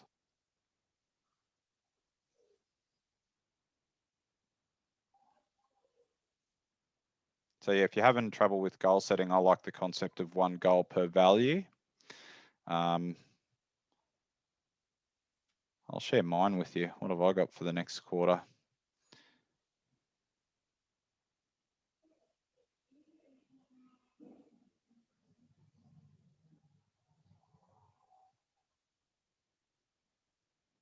Okay, so we need to get Mandy and Pierre full. I would like to take a family ski holiday, Ruth, and I would like to get 12 deposits for BTUPC 5 this quarter because we're 24 people next year, and that's the max that, like, BTUPC's changed a bit. 3 live modules, 2 Zoom modules, and 24 people in 6 groups of 4. I'm not going to go any bigger than that. I figure like the size of a school class is the biggest I can go, and I don't want any bigger because this current BTUPC 4 group is 20 and it's working good. So that's my goals. I hope to get the ski holiday. So if you want to join me in Jindabyne after the 14th of August, that would be cool if we actually get to go and can go. So that's my goals. So yeah, like I did all our numbers. Pierre's increasing his days, so we need to fill him for an extra day. I don't normally put filling physios on here, but given they've got pelvic caseloads and we predominantly want to fill them, it's a different type of marketing we need to do to create pelvic caseloads from scratch. So that's why that's on there for me as a clinic goal. We've got our team annual team day next Friday, and we're doing the Story Bridge climb. It's our social one. We'll do that, and then we go to a nice pub under the Story Bridge. We do our goal setting in the bus on the way there because our guys have been doing it for a long time. They know what to do. Alrighty, so with 15 minutes left, we'll start. So we'll start with you, Sal, as to your goals for this first quarter of the financial year. And you're on mute, so you'll need to unmute. Sal, Juliet, Ian. well, I'll just put my recurring goal of employer physio. Tell me more about that after today. Like, are they someone you may need to sponsor, whether they are already in Australia or already in, you know, overseas? Yeah, I haven't looked at the sponsor thing for a while. I have done it over the years. So it certainly sounds like it's you know, worthwhile probably starting that process. It'll give you more certainty, like it'll give you a bigger pool to choose from.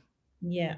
And I've just got a couple other people who are a little, sort of got some people who are in the ether who are sort of circling back to the area. Well, would it still let that Central Coast physio that never eventuated, would sponsoring make her an option? Like, is she still on the cards or is she gone?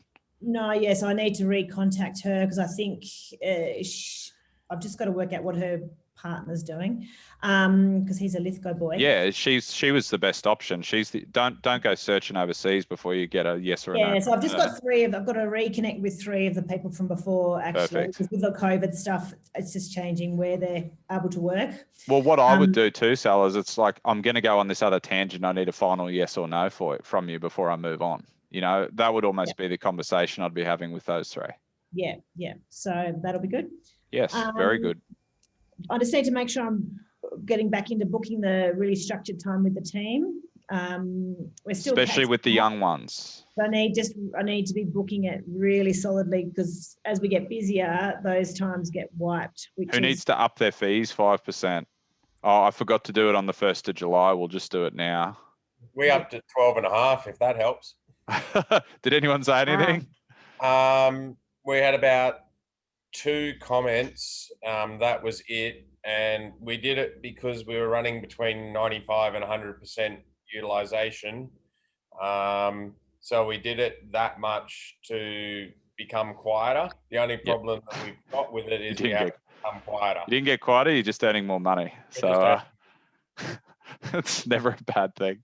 Sorry, Sal, back to you. No, I think that were my main 2 goals, and reducing my contact hours. Cool. Up your fees. Yep. You got a BHAG? Looking at options outside of the business. So is this your rural legacy? Yeah, it's got to be there somewhere. Yes. I made the land this week, or last week, so you just never know. Do it. Thank you, Sal. We'll go to Juliet. Talk to us, Juliet. I'm going to skip my employment options, otherwise I've got too many goals. But I want to start doing my NDIS marketing and catch up on my GP marketing and train my physios to be able to do the pediatric work, so I can start to market for that in 4th quarter. Cool. Finished doing a parenting program thing that I started. What is it for interest? Triple P parenting. Oh, positive program. parenting. Yep. Seen that one. And I need to find an effective way of managing my diary for admin so that I actually get time to get things done. And I think it might be like just blocking off time that this is when I do marketing and this is when I do this and this is when I do that, because otherwise I've just always got this many things to do, and the important but not urgent things just don't end up getting done. My own window, Juliet, when I started this was after lunch. I just lengthened my lunch, lengthened. So I found those were low value appointments in our clinic rather than trying to do it like in cancellations. Yeah, I need to separate my clinic days and my admin days, but even when I've got whole admin days, it still just gets sucked up by fighting fires. Urgent stuff. Yeah. Sounds like there could be some stuff you can get off your plate, maybe. Yeah, it's just stuff. You got a BHAG? Oh, no. No more lockdowns, please, Danielle. Yeah, my BHAG was expanding the clinic, which I'm still hoping will happen, but it'll be later. Yep. So maybe 12 months from now, maybe, as opposed to 12 months from the beginning of the year. That's fine. Still struggling with whether that is going to make things easier or harder, but with the idea that I could get a senior physio, like I feel like I need to build up my junior physios to be able to justify paying for a senior physio rather than just having, because you need to have something. You need to have either the physios to manage or a client or a caseload. Yeah, sometimes like just don't overplay what this senior physio gets paid. Like realistically, 90K package should get you one of these people. So and if they're good, they will fill a diary quick. Cool. Now thanks, Juliet. So after Ian, we'll go Lizzie, Ruth, Trisha. So talk to me about your goals, Ian. All right. Given that our lease where we are, that we sort of run out of space last year with, runs out in January, and our landlords aren't very nice, to have a premises for next year sorted, either at a good price where we are, or with this other place we're looking at with room to expand. It's going to happen this quarter, mate, from what you spoke to me about yesterday. With the new grad we've been speaking to, have them actually with a contract signed in that time frame, and potentially it's almost in towards that BHAG to have the experienced person on board, potentially through that immigration process. Yeah, and you'll have to do your local testing first. So maybe instead of me doing mock local testing, you do a proper job, see if you can find someone, and if you can't, then you go that route. We've had ads up constantly for about the last 3 months. Yep. Yeah. Yes. Yep. Local's tough. You got a BHAG, my friend? Oh, look, probably to have pretty much everything organised and in place, ready to go for a new clinic with adequate staffing. Yep. Combining those two. If we can do that in time to then taking the guys out for a bit of a team event in September as well. Nice. Thank you, Anne. So we'll go to Lizzie and Ruth and Trisha. Yeah, my first goal is to replace my clinical lead, so get a mat replacement. Massive. Which is big for my life, so I don't have to go back and dive in. So would he be the only reason you would have to go back if you can't replace him? Yeah. Cool. Okay, well, we won't let that happen. It's running really well, and I've got a glimpse. My first month in January, my goal was to go back to work 6 to 8 months I'd had on there. And then I think my 3 month goals after that was to not go back until January next year. So I'd love to try and make that happen if I can. Well, let's do it.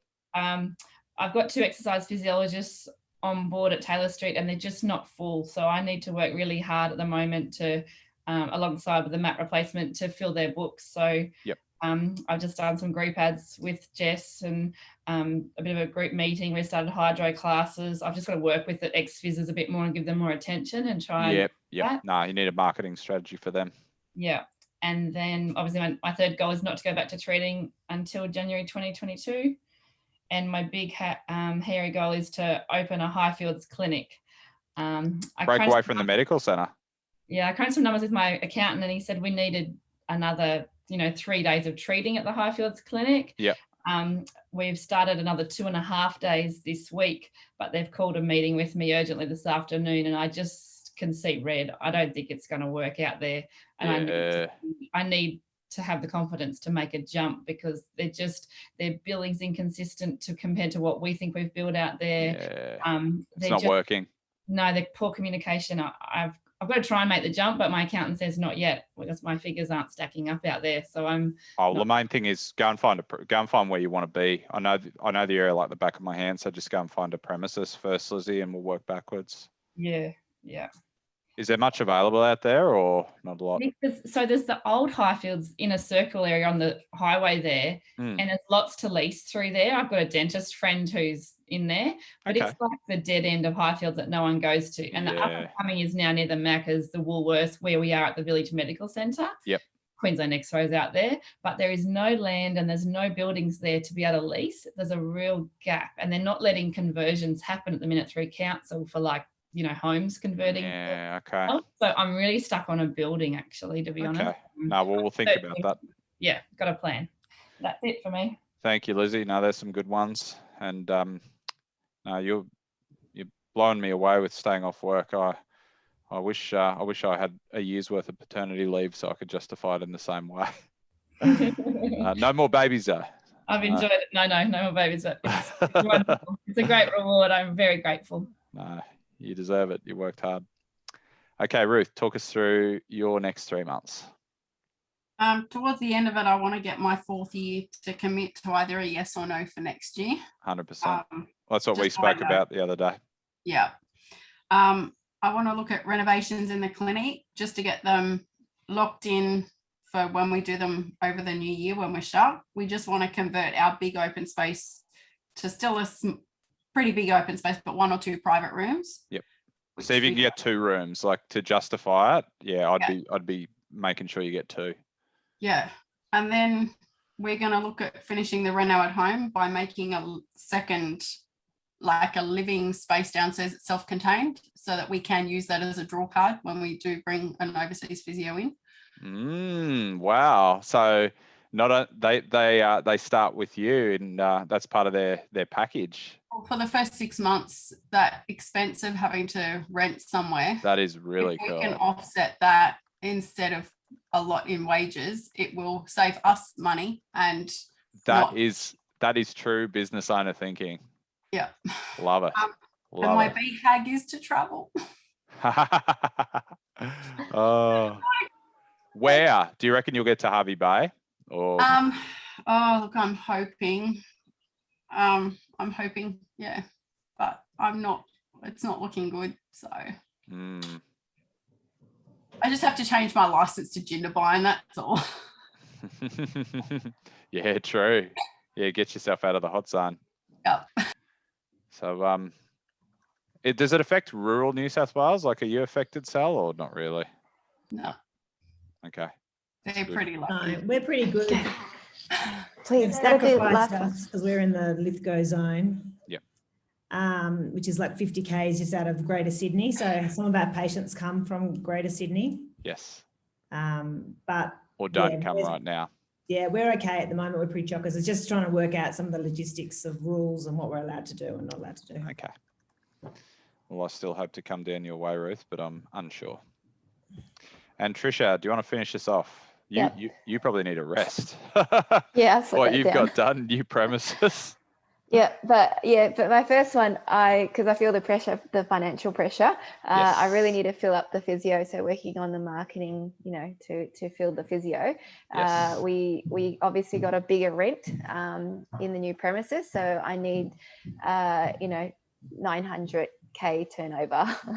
And are you going to put any new services in there now? You got more space? So that's on one of my goals. Like I'm looking at dietitian, a clinical psych, but just got to work.